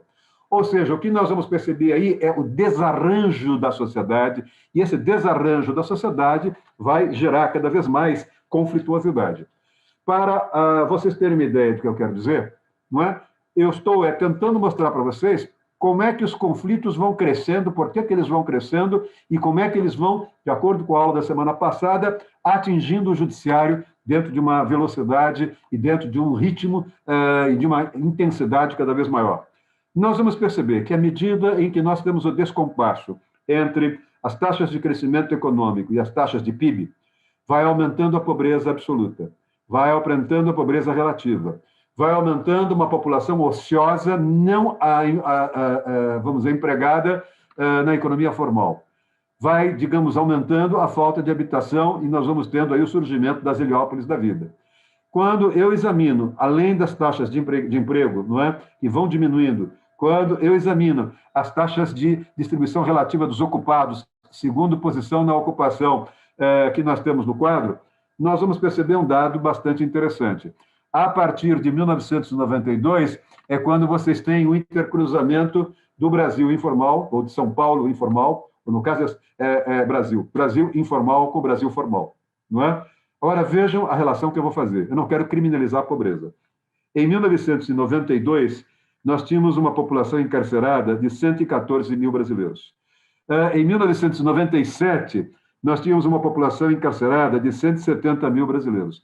Quer dizer, entre 1993 a 1977, nós saímos de 126 para 170 mil encarcerados no sistema penitenciário brasileiro. Nós vamos perceber que em 2000 nós vamos para 232 mil, 2005 vamos para 361 mil encarcerados, 2010 para 496 mil encarcerados, 2014 para 607 mil encarcerados, estamos atualmente em torno de 810 mil encarcerados. Quer dizer, vocês perceberam qual é a lógica? Eu estou analisando, não é sociologicamente, como é que nós vamos ter uma explosão de litigiosidade, não é? A partir dos anos 90 ao dia de hoje. O que é que deflagrou essa litigiosidade? E ela ocorre sob a forma de desemprego, ela ocorre sob a forma de um aumento da população não qualificada na economia informal, ela ocorre sob efeitos, ela vai gerar uma série de efeitos que vão, entre outras coisas, bater na área de criminalidade, não é?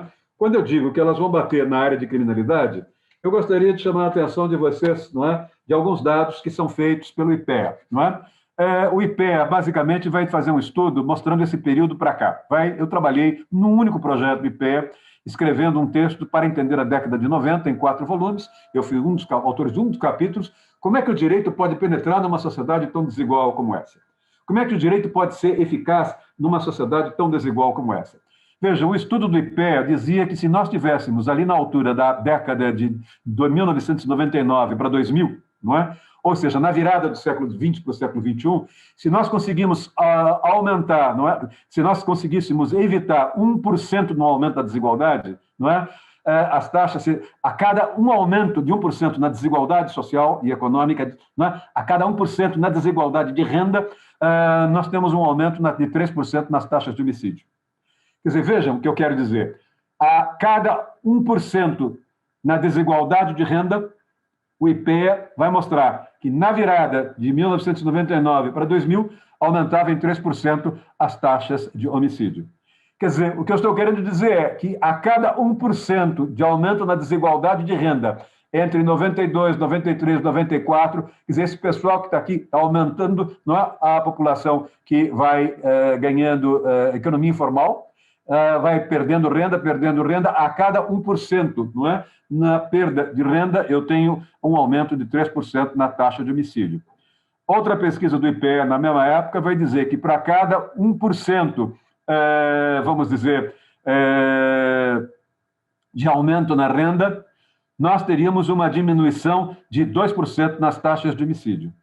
Portanto, vejam, se nós aumentássemos a renda, principalmente nas faixas etárias de 15 a 17 anos, nós vamos ter uma diminuição de 2% nas taxas de homicídio. Se nós não conseguimos deter o aumento das taxas de homicídio, cada 1% nas taxas, cada 1% no aumento na desigualdade, aumenta em 3% as taxas de homicídio. Quer dizer, há uma relação entre criminalidade e violência de um lado e falta de crescimento econômico por outro lado.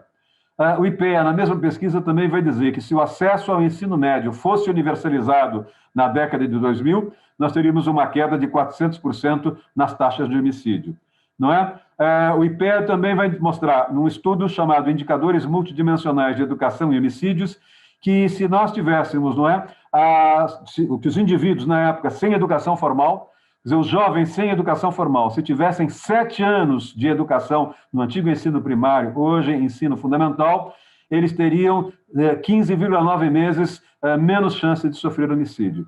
Em outras palavras, se vocês olharem, o que é que vocês estão percebendo?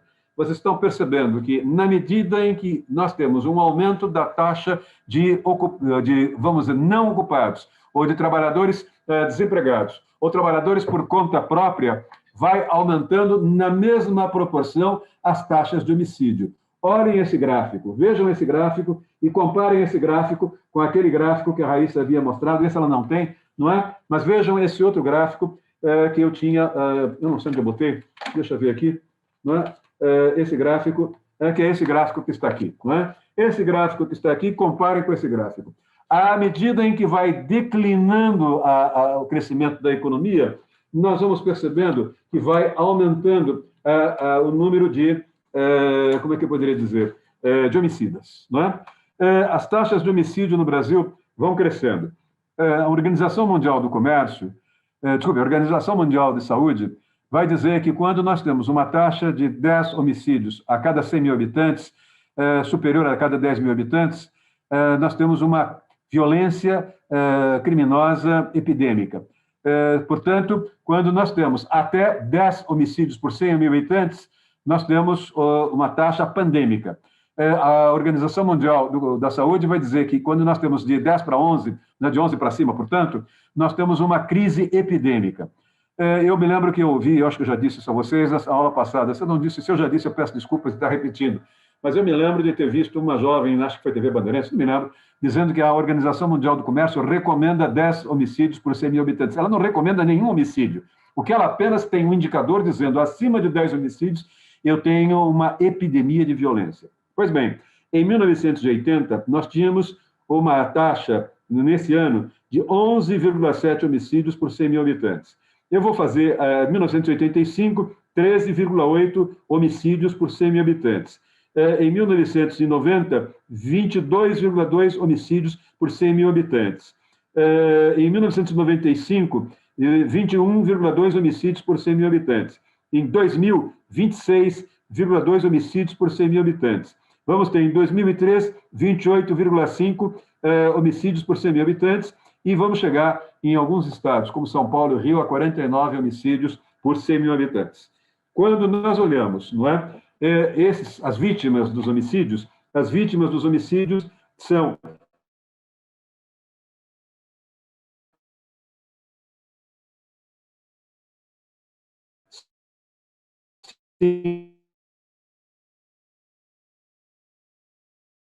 da escola estavam desempregados quando foram assassinados. Quando nós olhamos o avanço das taxas de homicídio, eles vai se dar, não é? Basicamente, para vocês terem uma ideia, não sei se dá para vocês verem aqui, o que está em amarelo são as faixas que vão de 15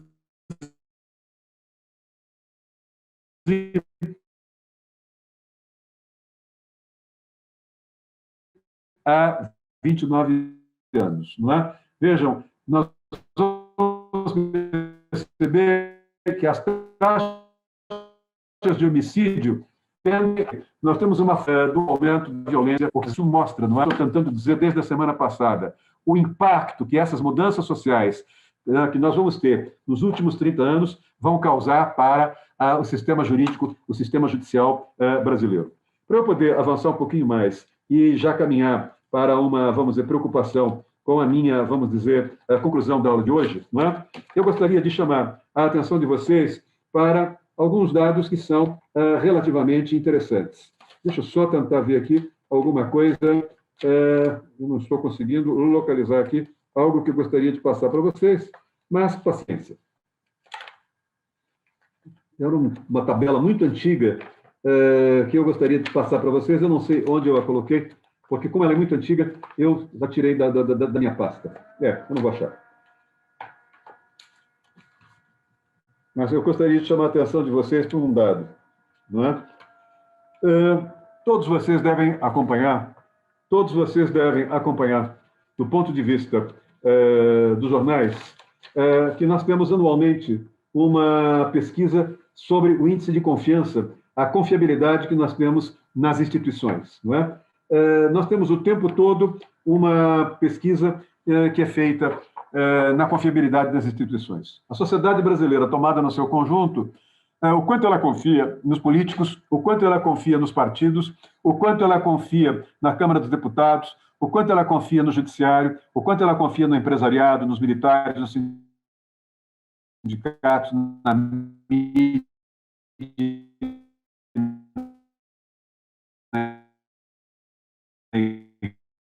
igreja, não é? As pesquisas de 2000 e 2005, dizendo, a outra que é 2010, por exemplo, a imagem dos políticos, a confiabilidade da população dos políticos era, em 2000, de 5% e melhorou em 2005, foi para 8%, mas é baixa. A imagem dos partidos políticos era de 11% em 2000 e caiu para 15% em 2005. A imagem da Câmara dos Deputados era uma imagem de 14% e caiu em 2005 para 15%.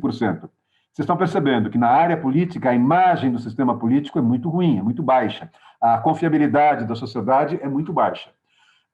A imagem do empresariado já aumentava um pouquinho, era de 37%. Os sindicatos tinham uma imagem boa de 51%, a mídia tinha uma imagem boa de 57%. Agora, veja um dado interessante. Os dois setores com maior confiabilidade eram a Igreja Católica, com 71%, e os militares, com 69%. Isso explica um pouco o que nós vamos ter, não é, na eleição de 2014, 2018, melhor dizendo. Isso explica um pouco o chamado Partido Militar no Brasil. Não é?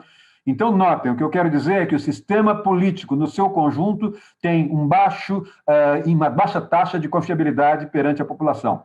Políticos, partidos, Câmara dos Deputados têm uma baixa participação. Numa participação média, vocês têm judiciário, empresariado e sindicatos, e mídia. Em alta posição, vocês têm 69% os militares e 71% a Igreja Católica, hoje substituída pelos evangélicos. Quando eu olho já para 2010, não é? O que é que nós vamos ver?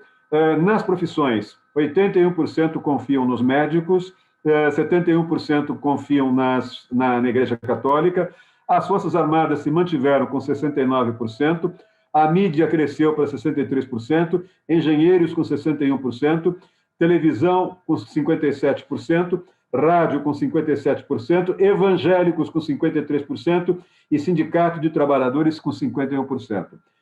A Igreja Católica perdeu a sua liderança para os evangélicos. Advogados e OABs da vida, 48%, Poder Judiciário, 45%, 37%, Polícia, 35%, e agora vem, mais uma vez, o sistema político. Senado, 20%, Câmara dos Deputados, 15%, partidos políticos, 10%, políticos, 8%. Traduzindo, onde é que eu estou querendo chegar? Eu estou querendo mostrar para vocês, basicamente, que nós temos aí uma clara percepção de que temos uma sociedade que não confia muito nas suas instituições. Ela confia nos militares e confia nas igrejas, não é? Quando nós olhamos, e confia na mídia, quando nós olhamos no sistema político, ela tem um certo grau de desconfiança, não é? Essa ideia de um grau de desconfiança fez com que alguns grupos empresariais, principalmente grupos financeiros, fizessem uma pesquisa para saber o quanto a população confia na justiça. Esses bancos não queriam que isso fosse divulgado, não queriam que os bancos aparecessem como, digamos, órgãos preocupados com a confiabilidade da população no sistema financeiro. Então, os bancos pegaram uma entidade que eles têm, não é a Febraban, tem uma outra entidade para fazer essas coisas, e eles encomendaram para os ibopes da vida a percepção que o brasileiro tem das instituições da justiça e do sistema de justiça e da lei, não é?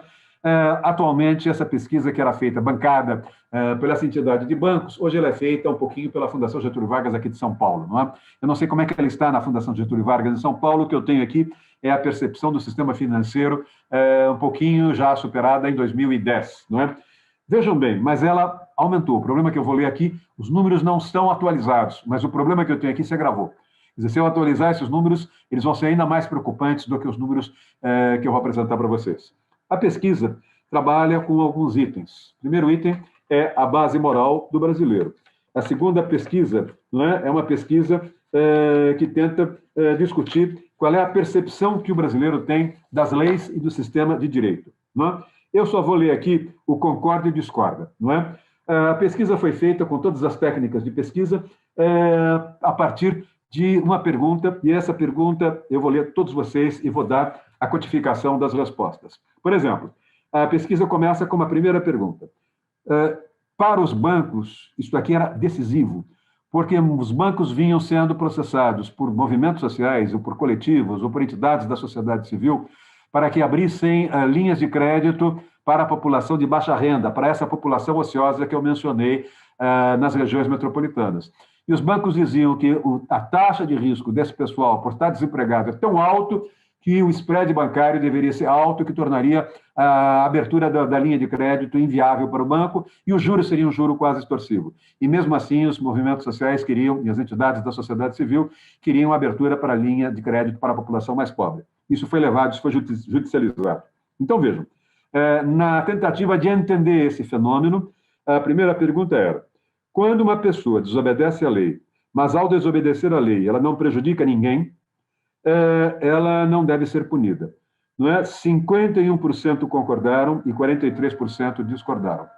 Quer dizer, metade da população achou natural que as pessoas possam descumprir a lei se não causam prejuízos para terceiro. Não é? Já não é um indicador suíço, é isso que eu quero dizer, já não é um indicador, vamos dizer, nórdico, não é? É um indicador meio esquisito, quer dizer, ele já mostra que se uma pessoa desobedece à lei, mas ele não está prejudicando, pelo menos ele acha que não prejudica diretamente alguém, ele, de certo modo, não deve ser punido. Quer dizer, portanto, ele mostra claramente que ele tem aí uma percepção do cumprimento da lei de natureza pragmática. Segundo, pergunta. No Brasil, quando uma pessoa tem a oportunidade de conseguir obter uma vantagem fazendo alguma coisa errada, e sabe que tem pouca chance de ser descoberta, ele age ilegalmente. Não é? No Brasil, quando uma pessoa tem a oportunidade de conseguir uma vantagem fazendo algo errado e sabe ter poucas chances de ser descoberta, ela age ilegalmente. 64% concordaram com essa pergunta, 27% discordaram. O restante não sabe. Vejam, não é? Onde eu moro tem um supermercado Pão de Açúcar de uma quadra. Eu já entrei nesse supermercado mais ou menos ao meio-dia e já vi vários alunos do Colégio Rio Branco discretamente furtando ou tomando iogurte, ou não, olhando para ver pelas câmeras, toma o iogurte e joga aquilo no lixo. Depois saem rindo, não é? Hoje o supermercado tem um investimento bastante grande para evitar isso com base em sistema de vídeo. Mas, ao abordar esses meninos, são meninos de classe média. Vocês sabem claramente que isso gera tensão e coisas do gênero, não é? E eu começo a perceber o tipo de socialização que nós podemos dar às crianças, aos jovens e aos adolescentes, não é?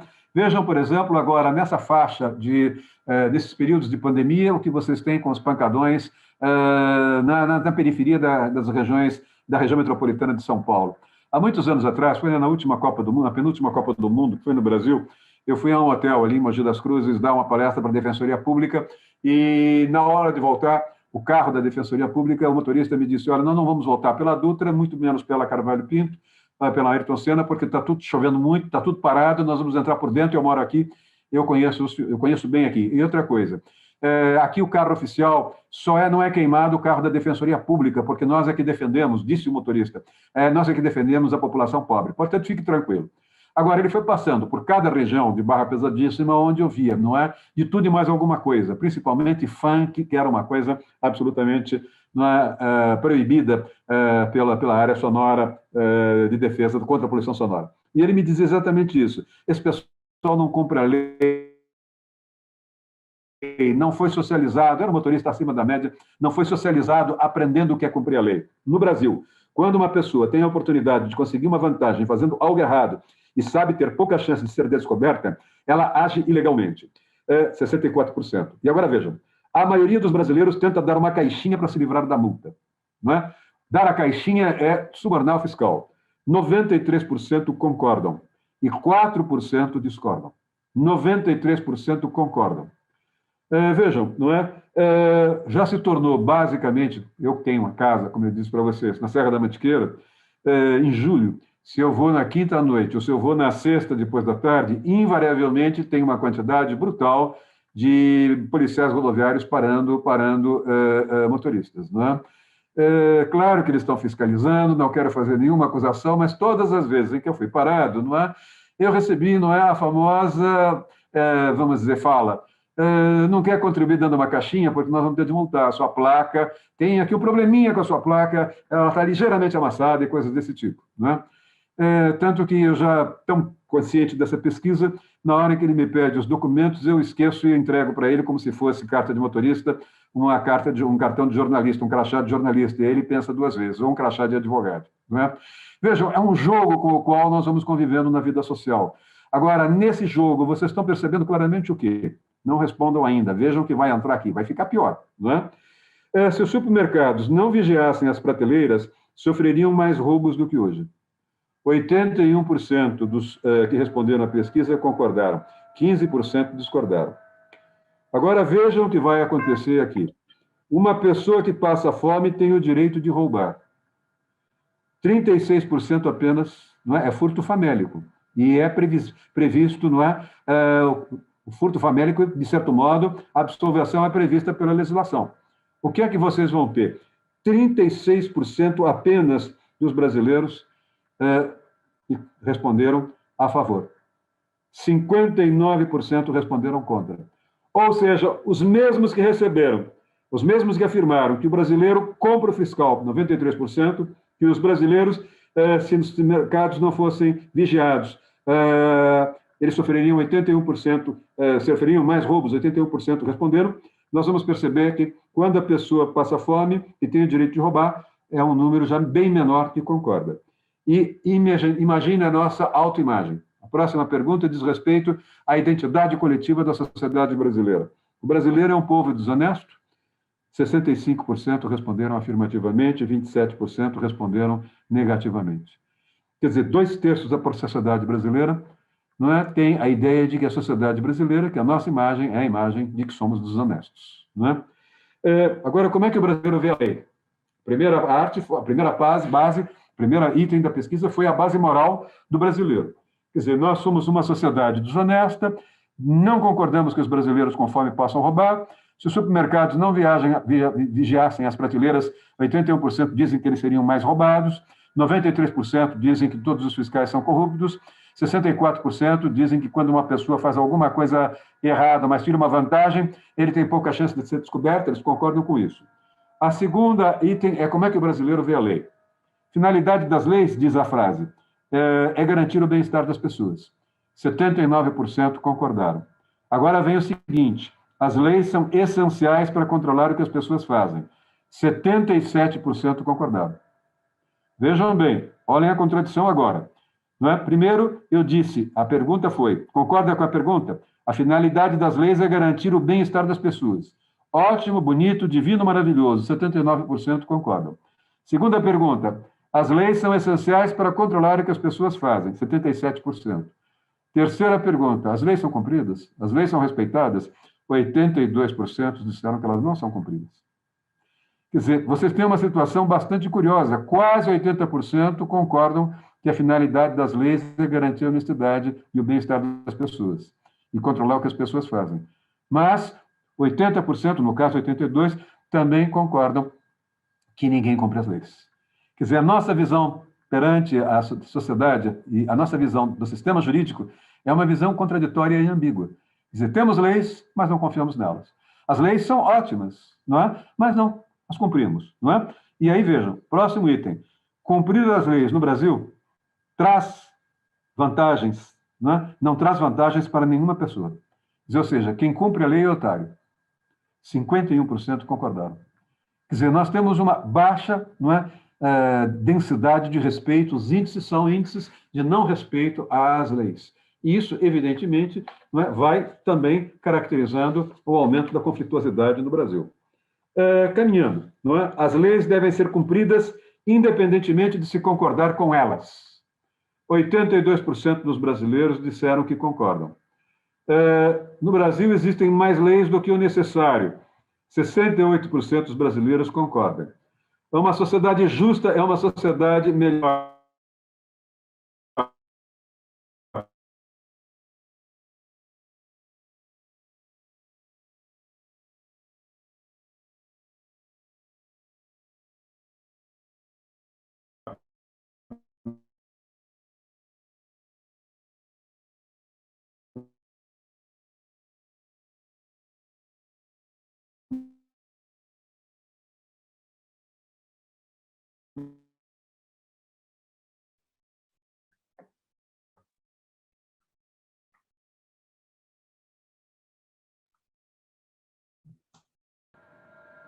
A nossa imagem, não é?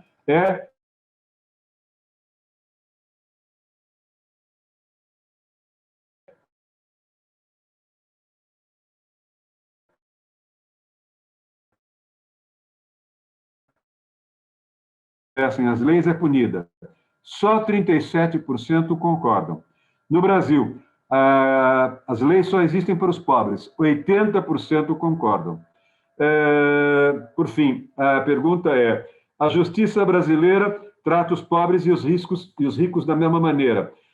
só 16% concordam, 80% discordam. Existe um estudo na Universidade do Wisconsin que trabalha com a ideia de um tiro e os processos se repetem. Não é quem tem, sai na frente. O que ela mostra é que nós vamos perceber que nós temos uma sociedade conflitiva, mas quando nós temos uma sociedade conflitiva e os conflitos são basicamente conflitos envolvendo pessoas jurídicas, eles têm uma tendência a terem advogados melhores no sistema jurídico e eles conseguem, de certo modo, saírem à frente, as pesquisas mostram, quando nós temos população de baixa renda entrando individualmente em questões de despejo, em questões de cheque sem fundo e coisa do gênero. Quer dizer, a partir daí, as novas pesquisas que os bancos fazem, a partir daí, as pesquisas que os sociólogos do direito fazem, no sentido de que nós vamos tendo uma coletivização dos conflitos, os movimentos sociais vão começar a levar os conflitos a substituírem a ideia de conflitos interindividuais e caminhar para linhas de conflitos coletivos. E isso, não é, vai fazer com que nós tenhamos uma forte, vamos dizer, aumento da densidade, um aumento de mudanças qualitativas no perfil dos conflitos no Brasil, que é o tema da semana que vem. Não é? Eu vou terminando a aula hoje 5 minutos mais cedo, mas eu quero chamar a atenção para o que eu vou tentar mexer na semana que vem. Na semana que vem, o tema vai ser exatamente esse. Eu mostrei que a sociedade é conflitiva. Hoje a aula foi para mostrar que nós vivemos numa sociedade em que o direito muda, a sociedade muda, não há um engate muito claro, não há uma acoplagem muito funcional entre o que muda e os conflitos sociais. Nós percebemos claramente que a percepção que a sociedade brasileira no seu conjunto tem por parte do direito, por parte das instituições jurídicas e judiciais, é baixa, ela desconfia mais do que confia. Nós vamos perceber claramente que nós temos uma sociedade altamente dividida. O que eu quis mostrar para vocês é que a sociedade brasileira... Eu queria pegar aqui um quadro que eu não sei onde eu botei esse raio desse quadro, não é? Vamos ver se eu consigo achar o quadro. Mas esse quadro é um quadro em que eu discuto nesse quadro. Ele estava aqui no começo da aula.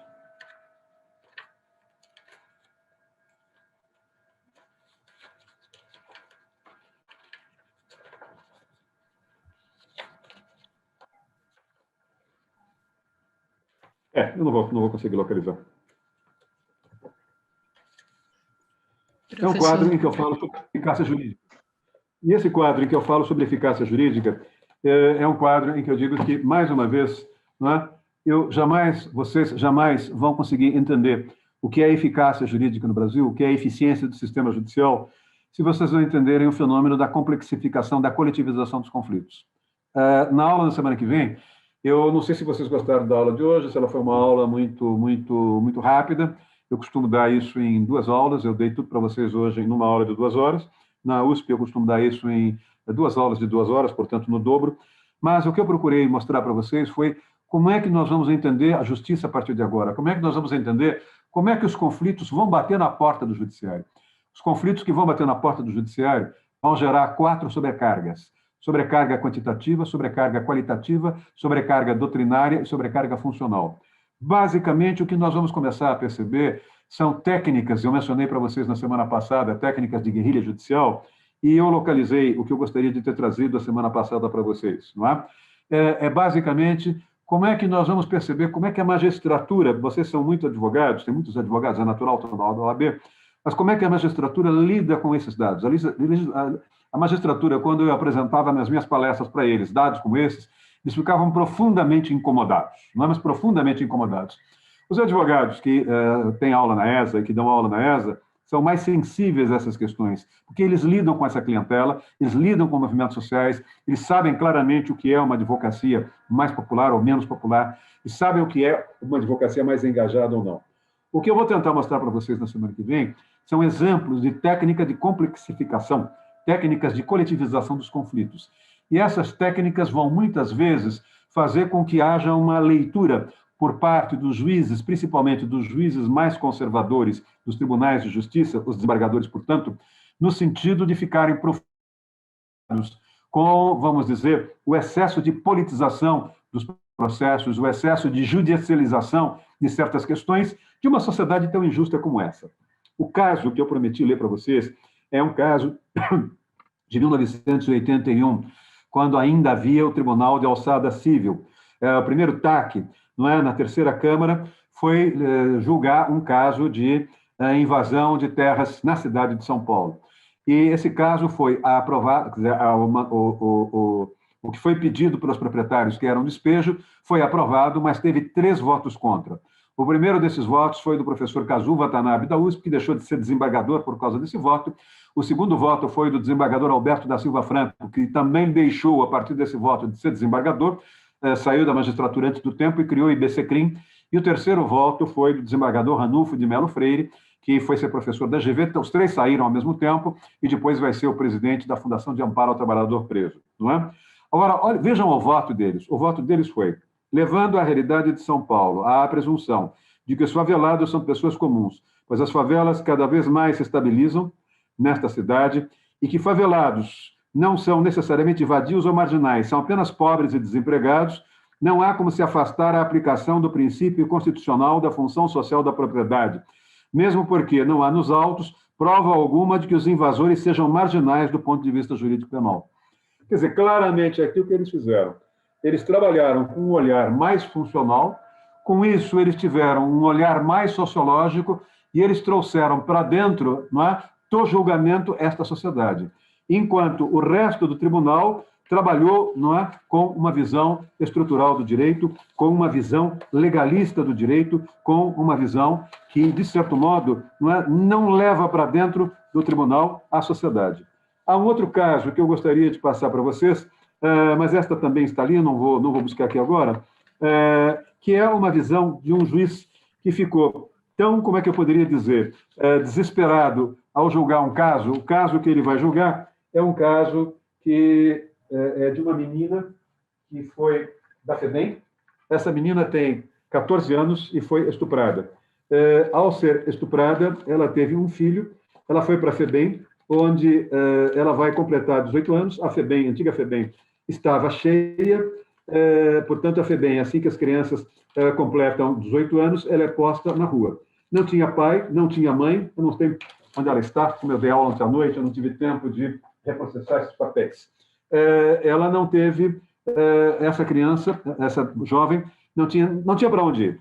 E ela foi, às vésperas de ser solta, estuprada pela segunda vez e deixou também uma segunda criança. Tinha uma segunda criança. E foi estuprada pela terceira vez e estava grávida. Aos 18 anos, já tinha 2 filhos, um de 1 ano e uma menina de 4, uma coisa assim. E ela é solta com uma malinha com farnel, mas ela não tinha para onde ir. Ela sai ali da rua Piratininga e vai para o centro da cidade, no teatro da Praça Ramos. Não termina o farnelzinho dela para a menina, ela deixa o menino de 1 ano controlado pela menina, vai fazer o que ela sabe fazer, ela dá uma trombadinha e assalta uma mulher que tinha uma colar de ouro e é presa no ato. Quer dizer, ela sai de manhã da FEBEM e entra à tarde numa delegacia de polícia e pede a guarda dos filhos.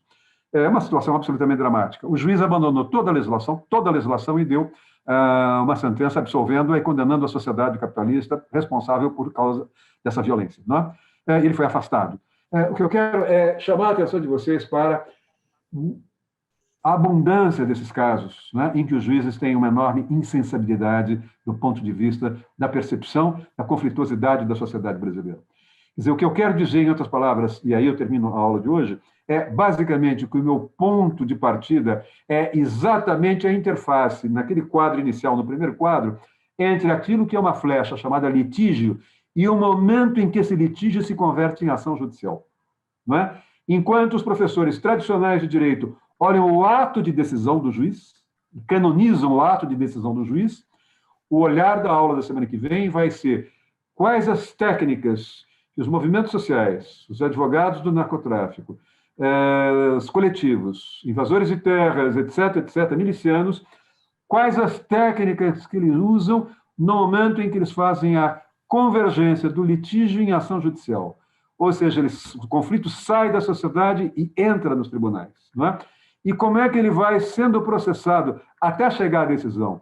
Não é a decisão que vai me importar, mas são as técnicas que vão surgindo para acelerar ou não essas decisões.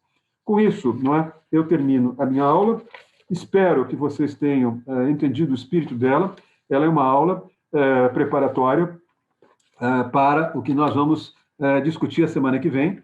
que é exatamente a relação que nós temos entre as estruturas políticas dos litigantes que têm consciência ideológica e como é que os juízes respondem a essa, vamos dizer, litigância e como é que isso, de certo modo, hoje é essencial para que nós consigamos perceber se o sistema judicial brasileiro, se o sistema de justiça brasileiro é eficiente ou não. Com isso, eu passo para a Raíssa a palavra.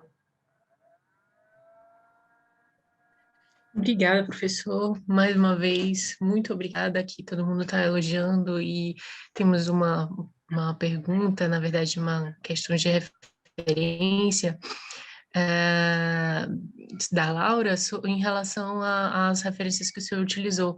Mas eu já conversei com ela, acredito que basicamente foram os últimos 30 anos dessas pesquisas do IPEA, pelo menos esse segundo momento da aula, não é isso? Onde a gente pode condensar mais ou menos as fontes. E também já passei a referência do direito na economia globalizada porque ela tentou, requisitou aqui um pouco de onde ela pode encontrar, né, a sua Laura, fala escrita. Ela pode encontrar, vai direto para o Google, põe Ana Maria Caramano, não Isso. é? Casamento e IPEA. IPEA, Ana Maria Caramano e casamento. É um dos relatórios que tem a forma de um livro e tem o título que eu dei, eu não sei a essa altura, nas transparências, mas você vai perceber que é um trabalho bastante interessante. O trabalho do qual eu queria ter apresentado para vocês, esse trabalho é um trabalho em que se tem o título Para Entender a dos anos 90, não é? Tem 4, esse trabalho está esgotado, não sei se eles têm no site, o da Ana Maria tem, mas o meu trabalho é exatamente sobre essa aula de hoje. Né? Numa sociedade como essa, como é que o direito penetra? Vejam, por exemplo, eu comecei a perceber isso no dia em que eu voto no Colégio Rio Branco. Eu vejo todo mundo votar, eu acho que isso é lindo, quer dizer, é um país cívico, quer dizer, é uma demonstração de civilidade. Mas eu vejo, por exemplo, vários flanelinhas tentando extorquir. Esses vêm à polícia, eles não têm nem documentos, são indocumentados, não é? Eles não têm a menor importância, não estão nem aí para o ato de votar, não é? E aí veio exatamente como é que esse pessoal entra no universo jurídico, como é que esses flanelinhas entram no universo jurídico. Como é que um trabalhador de uma favela, na economia informal, que mora numa favela de Heliópolis, entra no universo do direito brasileiro? Como é que ele entra? Eu sugiro para vocês a leitura, que vejam um filme sobre exatamente esse tema, que é A Guerra dos Meninos, da Sandra Werneck, não é? Mostra,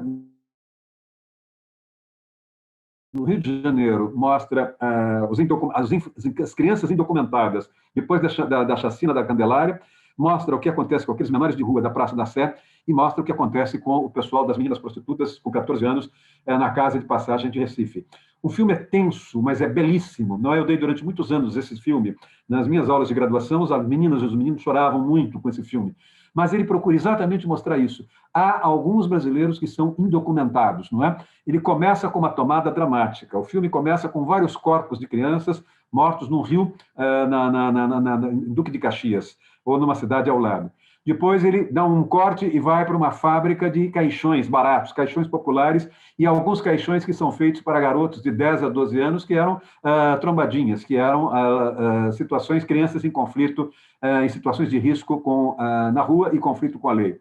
Aí simplesmente entra para um repórter policial e entra para um delegado que diz o seguinte: eles não podem ser enterrados porque eles não têm documentos, são indocumentados. Mas nós estamos com nosso IML está com tudo lotado e nós temos de criar uma ficção jurídica para desalojá-los dos gavetões do IML e com isso vamos permitir que eles sejam enterrados como indigentes, não é? É interessante vocês olharem que eles estão discutindo uma hipocrisia jurídica, uma ficção jurídica, mas mostrando aquilo como se fossem extremamente ágeis e inteligentes, não é? É absolutamente fundamental, se você quiser, se essa pessoa que fez a pergunta estiver interessada nisso, à vista desse filme. Chama-se A Guerra dos Meninos, da Sandra Werneck. Vale a pena. Obrigada. Professor, o Eric colocou aqui, também, nosso coordenador acadêmico, já colocou algumas referências aqui comigo no chat, então eu vou partilhar, tá, pessoal, no Google Classroom, tanto a Guerra dos Meninos, quanto o repositório do conhecimento do IPEA, né, Transição para a Vida Adulta ou Vida Adulta em Transição, e aí a gente continua seguindo, né, segue trocando também os textos do professor José Eduardo Faria por lá. E sim, respondendo as perguntas aqui, a aula ficará gravada, vocês têm acesso, né? Podem retornar ela quando quiserem. E enquanto a gente tiver a constância do curso. Muito obrigada, professor. Obrigado a Agradeço você. em nome de todos, em nome da ESA. E a gente se encontra na terça-feira que vem, Cuide-se até lá. novamente, se Deus quiser. Cuide-se. Cuide-se, professor. Cuidem-se todos. Obrigada. Obrigado. Deixa aqui.